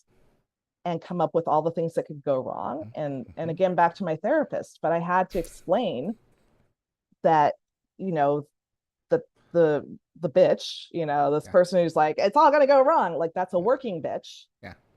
I if she has a job, then, you know, that's good. I need that. I can't sideline her completely, because then I can't do my writing. So, but she just can't drive the car the whole time. So it's like the personalities in Inside Out. There's always one of them front and center before you go to work the next day, or before you sit down and do something. Oh my God, I'll never be able to do that again. It was a fluke. Right. It was just a fluke that I've done it the last time. Oh my God, I'll never. Oh, yeah, okay. And maybe every writer that you talk to, there's this myth that once you're a successful writer, you never have that anymore. No. Every writer that I know thinks that the last time was a fluke, and that this time really they're going to be found out. Do you know what George R.R. Martin told Melinda Snodgrass? No, but I love both those people. Don't hoard your silver bullet. Oh, so just put it out there at the beginning, and there will be more of them. Will come. Yeah, that's a great anecdote. Yes, it is. Absolutely. Yeah. Peace Writer. Was it always a painting scene and learning curve in your mind? The paint me a flower, and there are lots of purple dogs in the end.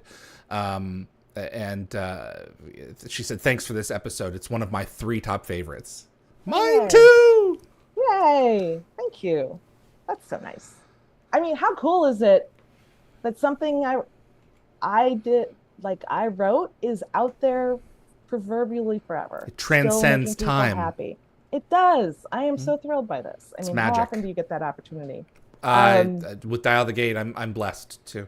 So yeah. And you get to be the fan, and I'm a fan of other, like I interviewed someone on Battlestar Galactica, and I was like, I'm fangirling the heck out of this. Who'd you interview? I knew these people, all of them, Ron Moore and everybody. Hutchinson. Man, they're good. I mean, it was written by the Writers Guild magazine, but oh my gosh, good. That was so much fun. Yeah. So the question was the painting. The painting scene. That whole part of that episode was that O'Neill was really fixated on the idea that Merrin needed to have an actual childhood. Like, you need to have creativity. You need to have this opportunity. And you need to play a ball. Yeah. Play ball. Yeah. But here's the thing. I mean, would I do that now? I mean, I think it's a good theme to have. I think it came from a good place. I like, in this time and place, knowing neurodiversity as I do. I think that, I mean, it served its purpose. That was the purpose of the scene. And I think at the end, I cannot exactly remember early drafts. I know that there was more to the art scene that was ad-libbed by Rick. Like Purple Dogs are my favorite people. That was just so wonderful. That was the scene that made me cry. So I think O'Neill's maybe possibly a little misguided, and I think we did talk about that. Like, as horrible as the outcome was in the end, if you're coming from a certain culture,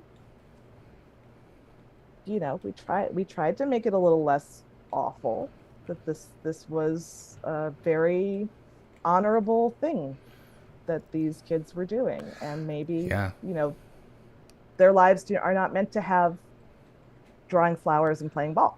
Yeah. No, I really liked your original ending, and I'm glad that we got that out of you in the clarification of the fan questions at the end of the last one about all Uron children will now be taught the old-fashioned way. I really loved the idea as a sci-fi idea that no, they can't. Their humanity has also been deleted.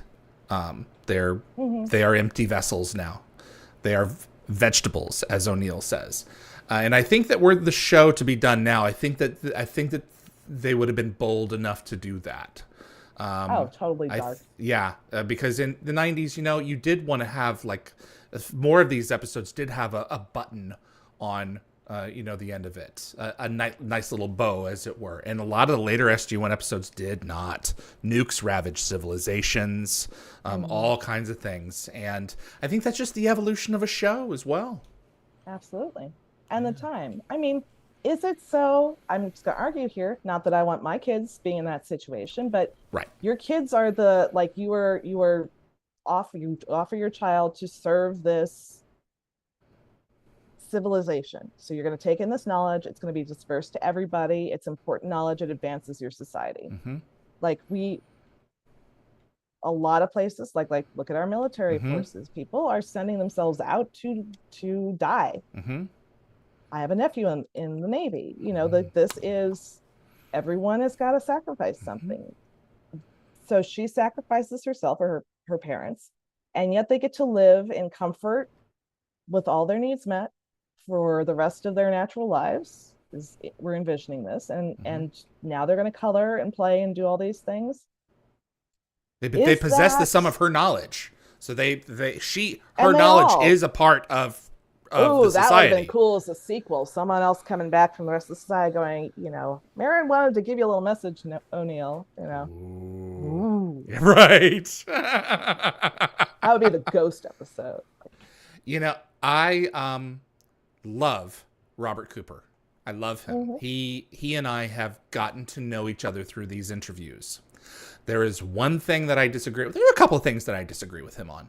There is one thing that I really disagree with him on, and I would love to bandy that about with you because it's a theme in a lot of your work. He said to me, I don't like seeing children in jeopardy. Oh, yeah, that makes sense. I don't like doing that line, child in trouble. Mm-hmm. And I see where he's coming from with that because it can be used as a cheap trick to pull on the heartstrings of the audience. Right. It's like fridging women. Right. As the motivation behind the detective. However, children in jeopardy is part of our natural part of our society, for better or for worse. And I think that fiction can confront us with it. What do you think? I think you have to be extraordinarily selective. I mean, there are people who, this is a meme, you know, they can't watch a dog or even read about a dog being killed, but they'll watch the true crime murderer, you know, marathon. Or the commercials television. With the dogs, the ASPCA, right. And yeah. Right. Yeah, my mom can't watch those. Yeah. No, I think it's like, I can't do gratuitous violence against women anymore. Yeah. I cannot. And after I had kids Robert had they had their first child toward like after I left. So it was like 2000. I think he's got 4 kids now. And I can see that like when you're a parent, things start to hit really close because you're already envisioning all the bad things that could happen or trying not to envision it. So to have that in your face, I totally respect that. As if he doesn't want to touch that, go for it. If he doesn't want to watch it, totally fine. Should it be a device that's a cheap gimmick? No. You know, would I still do the episode learning curve that I did? Sure, I would. You know, and it might be a little bit deeper and it might be a little bit more interesting doing it now as a parent than doing it as someone who wasn't a parent at the time, now that I have that perspective. Star Trek Strange New Worlds did it a year or 2 ago. Oh, did they? Mm-hmm. Spoiler, but yeah. Oh, yeah, this child is being ferried on the Enterprise. Oh, yeah, they're going to this thing. It's going to be great. Oh, yeah, it's terrific. Last 10 minutes of the show, yeah, they're turning him into a vegetable because his energy is going to nourish a civilization. Oh, my God, they totally stole my plot. Totally did, except this is one child every few years. And there's a power transference, something special about this one. Wait, there's a classic sci-fi story. What's it called? The Children of something. I was Children of Men? This. No. Childhood's End? Sci-fi. Not a movie. A story. Childhood's End. A short story. No, it's not Childhood's End. Okay. It's something else. The Children of... Where is... Darn it. Now I got... Do you mind if I... Be my guest. Because... Children of something. Children of Time. Where there is a utopian civilization. Sorry, sci-fi fans. ChatGPT. We don't need the AI. Have one of your friends tell us. Look at the fans. They may be able to here. Anyone it is a short pulling story. this up, guys? N.K. Jemisin did a version of it. Oh, So okay. people have done versions of it. Okay. A classic sci-fi story where there's a utopian society where it is built on the suffering of one child, the awful, awful, awful, horrific suffering of one child. And the question is this okay for this one child, the most horrible of lives, Is it in order for all the rest? the ones who stay and fight? N.K. Jemisin. That's her That's derivation. her derivation. Yes. Interesting. Okay. Of the original story. Someone in the fandom will know it and educate us. And then there was another story that I read. I read all of these in the same afternoon. So I think, especially when a story makes you very uncomfortable, Yeah. but it stays with you. Yeah. This is the high, and we see it with this story that I can't remember the name of. It might be Ursula K. Le Guin. Is that how you pronounce it? The ones who walk away from Omelas? Yes. Okay. Yes. Ursula That K. Le Guin's own Challenge to Utopia, published in 1973. Yes. A classic. So, okay. Child in danger, the ultimate child in danger. Yeah. How do you let that happen? Yeah. Do you have a choice? I mean, that's horrid. But to grapple with these questions, I think in a fictional way makes us more interesting people. It's And good moral exercise as well. I think one of my favorite books, Ender's Game, The Way We Win Matters. The way we live matters. So, yes. how we And we treat have the so many least among people. us. Yes. And people seem to be forgetting that in this day and age, that and I think honestly this is why we have so much book banning, is people do not want to have others reminded of the basic humanity of everyone and the basic worth of everyone. So Christian Unpronounceable, have you ever seen The Man from Earth? I don't think I have that. Oh, this is a great one. Philip K. Dick. I think it's Philip. Is it Philip K. Dick? No, I'm wrong. The Man from Earth. It is. Where is it? Jerome Bixby. It am is. I saying it or am I reading it? Yes, you're gonna watch this. You will watch this. It's got Tony Todd, what army? John Billingsley, Tony Todd, Ellen Crawford, Annika Peterson. It has a great cast, and the idea is that a professor is moving on because he says he has to move on every so often because people begin to recognize that he does not age, and he is actually a Cro-Magnon, so he says, and it is 6 or 7 professors in a room by a fire discussing whether or not their colleague is crazy.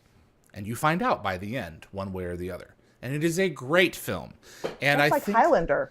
These are important, ideas that we grasp with, because it allows us to invest ourselves in pursuing other modes of thought that would normally evade us. So, yes. Yeah. And reading novels, I mean, television too.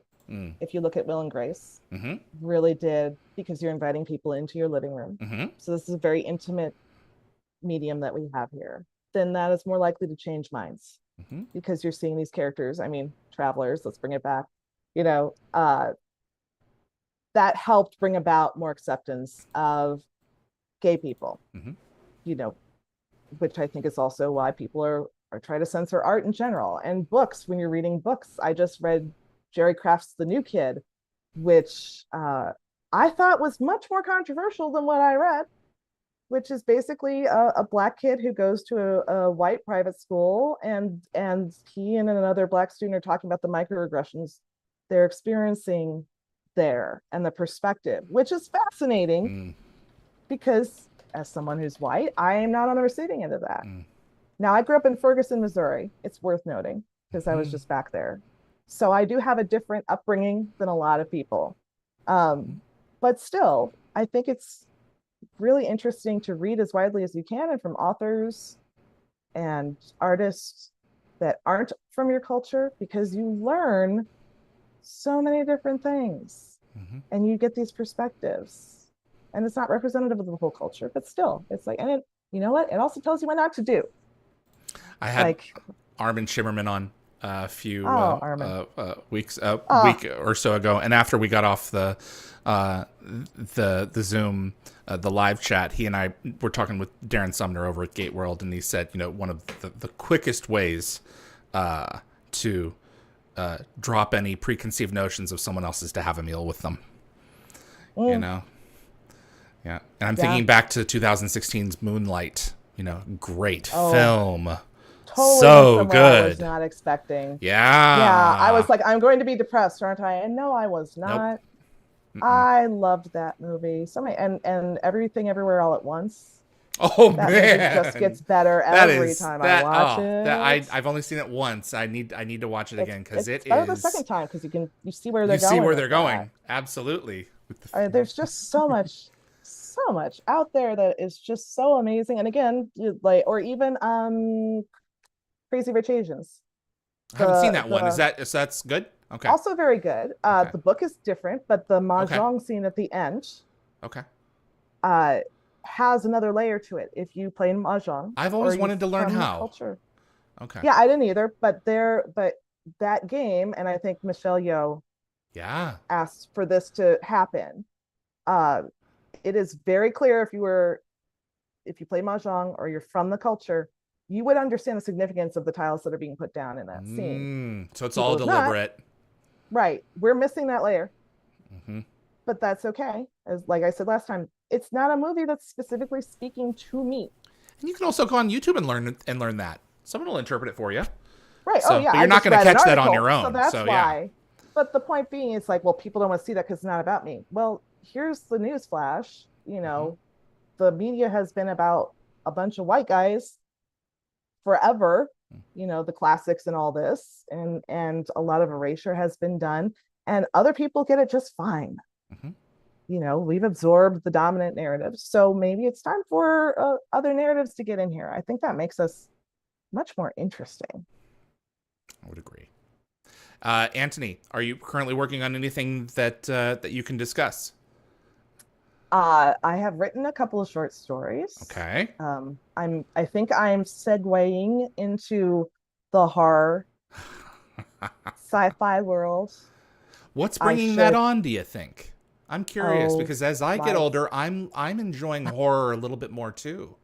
I know Not I kind of not discovered gore, it during the but pandemic, but yeah. yeah, not gore horror, but I guess I was always dark. I mean, we talked about this. Like what Right. walked into the room was not nothing. No one expected Yeah, but what no they were getting torture when I porn. came in. So yeah, which it's Just so much folds into lobotomization. right. No. Well, thinking about it, Literal, not watching it. right. Implied lobotomization. I like the psychological, not too much psychological because it makes me nervous, but just that whole, like, what happens if um yeah, I just, the relationships again. The Last of Us is on HBO. I haven't played the I game. I haven't haven't watched watched it, it yet. but I'm looking forward to it oh, though. I know it's good. such Yeah. makes me cry. And there's a standalone episode in there that got The Nick nominated for Offerman an one. Emmy. Yeah. Yeah. Oh, Yeah. that It's a one. good actor. That is such great character work, and I cry every time. I'm looking forward to that Um, one. I'm looking forward to Fallout. Talk I to haven't Me seen was it. a great horror film. Also takes a turn with a young boy that I did not see coming, and that's one where it's like, ooh, he stole that movie with one scene, and it's like, wow, you can put kids in harm's way and still Oh, totally. feel something. It Comes at Night was I think an A24. And I A24 haven't seen that. Okay. can get really weird. Oh It's yeah. on the Hulus or It whatever. Comes I at turned it on Night. one night going, who knows? And it is a very small movie, very low budget, following a pandemic. This kid with Oh, I his love the parents. actor. Yeah, Joel Egerton. Okay. Yeah. The one who plays his son, Joel, is Okay. kind of on the periphery, but Okay. it's definitely from the son's perspective. Andrew. He's Okay. he's a teenager, so well done. And Okay. so, like, where do your loyalties lie Uh-huh. during a pandemic? what happens? And it's a downer. It's a horror film, but so well done. A24, And every time I see the logo, it's like, well, this is going to be worth a look, if nothing else. I think in terms of production studios, I think I've seen more A24 films than any other. So, true. yeah. Now some of the stuff I It's out cannot there. even. I cannot even. But but like the quiet character stuff, Yeah. such a huge fan of. And I will, if you've got me roped in. So I think that that's something that's always going to be in my work. Um, so getting it out there is, again, it's like business, and I gotta do the business, and it's balancing that and working. And there's more money to be had in one kind of work than in the writing work. So As long as you're doing what you we'll love. yeah, and it's a privilege to also love a lot of different things and be able to explore those things. And certainly the narrative and the telling stories applies to my work. Now I'm an educational therapist, or going to be, rather than just a math tutor. But yes, making people not afraid of math, as we discussed before. We had that conversation. Yes, absolutely. Yes, and it was and in you I'm all committed to along. this. What? It was in you all along. You It was in me person. all along. Well, once I learned that math wasn't scary. Yeah. I'm just saying in general. Yeah. Yeah. Not But you that's also the specifically, go with but the yeah. flow thing, is being open to these new paths. I mean, would I have predicted I would be here? No. Back when I was trying to, like, am I going to leave at the end of the season? What should I do? Like, and watching anyone who's had a kid go to college or been around high schoolers trying to pick the college that they're going to go to, this idea that, like, there's one outcome, there's the perfect choice that they're going to make, and then they'll be set, and they have to make the perfect choice or they're not going to be happy. And it's, you come back around like, dude, chill out. The choice that you make, there will be other, it will work out. And you just kind of have to be like, okay, here's where we are. Maybe this will lead something good. Simon Sinek tells a great story. He's a motivational speaker. He's checking in on people who have been at a job for 6 months. He goes and says, to talk to them all individually. He's like, talks to one person. He's like, how are things going? They're like, I think I'm going to quit. He's like, why? He said, I'm not making an impact. Like, you've been here 6 months. There was a very interesting hidden brain on NPR, Shankar Vedantam. I don't know if you listen to him. Love this, social psychology.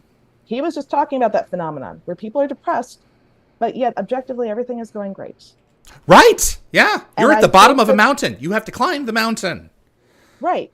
But here was the thing. It's not that, people are dying and I have no money and the thing, like, you're sitting there going, my life is so great. Why am I so depressed?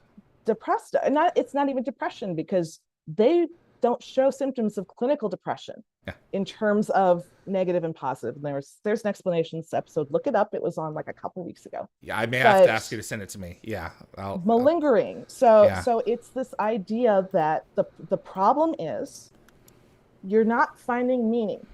You're not feeling like you're making a contribution, that you have a purpose in what you are doing, or you are not living your values, which is a big thing. And certainly when I look back at the me who is in Vancouver, if I quit, that's going to happen. Now, other Heather could still be in Canada. I could be like millionaire, never worry about, that would be cool. Hopefully, I had kids. They weren't the kids I had now. We talk about this, my kids and I. If you had just stayed on for season 4. Yeah. And that would have been, like, who knows? Yeah. It could have ended up, but would I give up this now? And Dark Matter by Blake Crouch, which I think the book is phenomenal. Not as big a fan of the TV show, but I love the book. Just talk about this. It's like every life, every version of the universe, if you made a different choice, would you have been happy? Probably. And how are you going to know anyway? So I think what you're talking about, like being able to look around and going, okay, objectively, I should be happy, but why am I not? Or me feeling like, well, I can't walk away from writing. This is who I am. But I'll tell you, like, I found this way that I'm contributing to society in a Mm-hmm. different way. I mean, it's one by one at this point, but I like to think that I'm creating scientists. I'm helping young people who maybe wouldn't pursue science, because I didn't pursue science because I was silly and thought I You're couldn't do math. inspiring the scientists. Well, that was part of what writing was too. I was like, I want to Yeah. be a sci-fi writer, and it's just as good because I can learn about all the science and write stories about it. So that's where I think you need your artists too. It's one of Like my everyone feeds. it's one of my favorite lines from You've Got Mail. Um, I've seen that. do I do what I do because I love it or because I haven't been brave? And that has always stuck with me. And I think these kids are thinking about that a lot. Well, I'm not making an impact. Well, you're not living your... You have to, give things a chance. It is possible that you're not Oh, where you're supposed to absolutely. be. But 6 months, I don't think that's enough in most cases, Although, like, I quit a job last year, a month in, because there was just too much bullshit Oh, happening. sometimes you And just know, for sure. and I've had the experience. I was in HR going, you know what? Like, I recognize this. I put up with a lot of this in Hollywood, and I'm not gonna keep doing that. Like, Yeah. I've done I this mean, page of the book. I'm moving on to right. another chapter. This is not going to end well for anybody if I stay here Yeah. and you're not paying me enough to stay here. There are no benefits Right. involved. So, Uh, I'm no, I'm out. And I miss the students, but I don't miss the adults acting like high school students. mm, And I just had to take that leap. And it's scary. It's scary. mm. Change is scary. No one likes change Of course. Absolutely. at all. But if you think that if you even think in the macro, no, the micro, am I Mm, making a difference today for someone else? mm, I tell my kids, we were put here to make the world better for our having been here, mm-hmm. and that is your job. I Like, totally agree with that. yeah, Yeah. that's basically our family viewpoint. Yeah. It's like you were here to make a difference of Yeah. some kind, and it doesn't have to be world It doesn't have to be a shattering. big thing. You know, No. I've always had that answer for the meaning of life ever since I watched season 3 of SG-1 of TNG. That there's an episode where Data has a daughter, and she asks, "What Mhm. is my reason for being?" And I think Data gave the most succinct answer that anyone can leverage. Our purpose is to contribute in a positive way to the world in which we live. Mhm. Full stop. That's it. Right. Anything else above that, it's icing on the cake. But you have to Right. find a way to do that. Yeah. And I Yeah. think that makes empowerment makes people happy. And when you don't feel empowered, you're not going to be happy. So, yeah. I Mm-hmm. mean, also easy for me to say.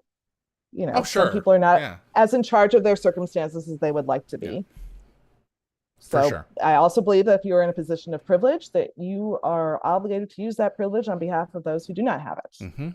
So, thus the allyship that I try to practice, Absolutely. which Absolutely. confuses the hell out of some of the people I went to school with because I got my pride necklace on, and they're like, Heather, so what's happening? Which I appreciate. Like, they want to be welcoming and Yeah. the whole me, but it's like, no, dudes, it's just, you know, your safe space for others. That's it.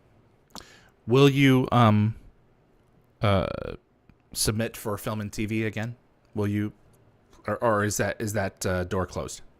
I don't see that door open unless the TV writers always joked before, and I think it's still true. Like, unless I write something that they adapt, like someone buys to produce, and then maybe I'll write the script. I mean, I missed screenwriting. It was so easy.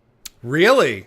Oh my gosh, it was so easy because the voices are already talking in your head, and you don't have to decide what people are wearing. And it is like, people see that as a limitation. I saw it as I can do a lot of stuff with 4 act breaks and 43 pages. Like, that never intimidated me at all. So anything else is harder to do. As I get less perfectionist, I'm getting a little better at it. Mm, But again, rewriting is a beautiful thing. mm, And when you find the right critique people, I always enjoy getting critique back to make it better. Like, that's my happy spot. This has been such a treat for me to sit down and get to know you better.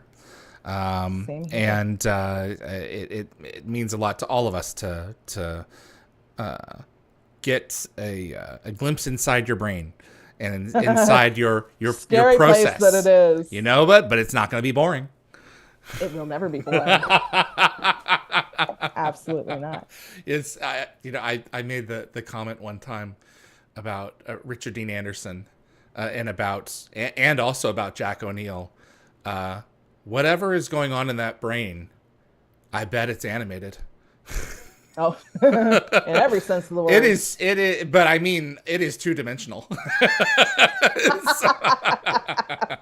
Well, two-dimensional, but multiple layers. That's what I mean. I mean that if whatever's going on in there, it is a cartoon first. Oh, for sure. So, I'm just talking about the 1,000 tabs of cartoons. That are oh, open all for at the same sure. time. Yeah, most of them is set in Springfield. But yeah. Right. Thank you, Heather. Thank you, David. Thank you, fans out there who stuck with us all this time. Right. Yes. Did we get all their questions? Yeah. Well, I mean, the only ones were casually Sandra. What can you tell us about Beneath the Surface? We covered that. Lock Watcher, you created some of the most iconic lines, really jammed it in there, and Mayborn, you're an idiot every day of the week. Lock Watcher, go and watch the first episode because we covered those details. And that was okay. Yeah, that was Thank pretty you. much it. So I'm so excited that people still have questions and still there will always be enjoy questions. And as long as that's the case, I believe there is hope for us. So when the questions stop being asked, right, then we're in serious trouble. Then people are just going to start pushing things over just to see what will happen. So thank you, Heather. All right. Thank you, David. I'm going to wrap it up. All right, wrap it up. Heather E. Ash, writer and story editor for Stargate SG-1. Really appreciated having her on, and really appreciate my mod sticking it out for this one, and everyone who has tuned in to enjoy the show with us. If you enjoy Stargate and you want to see more content like this available on YouTube, please hit like. It does help the show and will continue to help us grow our audience. Please also consider sharing this video with a Stargate friend, and if you want to get notified about future episodes, click subscribe. Giving the bell icon a click will notify you the moment a new video drops, and you'll get my notifications of any last-minute guest changes. And clips from this live stream will be released over the course of the next few weeks on both the Dial the Gate and the GateWorld.net YouTube channels. We have quite a weekend heading your way, so be sure to tune in. Starting Saturday morning, we're going to have Robert Maloney, who played Borin in SG-1 and Coruscant in Atlantis. He's live Saturday, June the 22nd at 10 in the morning, followed by Christina Cox at 12 noon Pacific time, 3 p.m. Eastern. And a lot more heading your way, so be sure to check out at dialthegate.com for all those details. My thanks to my moderating team. Couldn't do it without you guys. Anthony and Marcia, you guys are the best. And everyone else involved with the show. You'll see their names in the end credits. My name is David Reed for Dial the Gate, and I'll see you on the other side.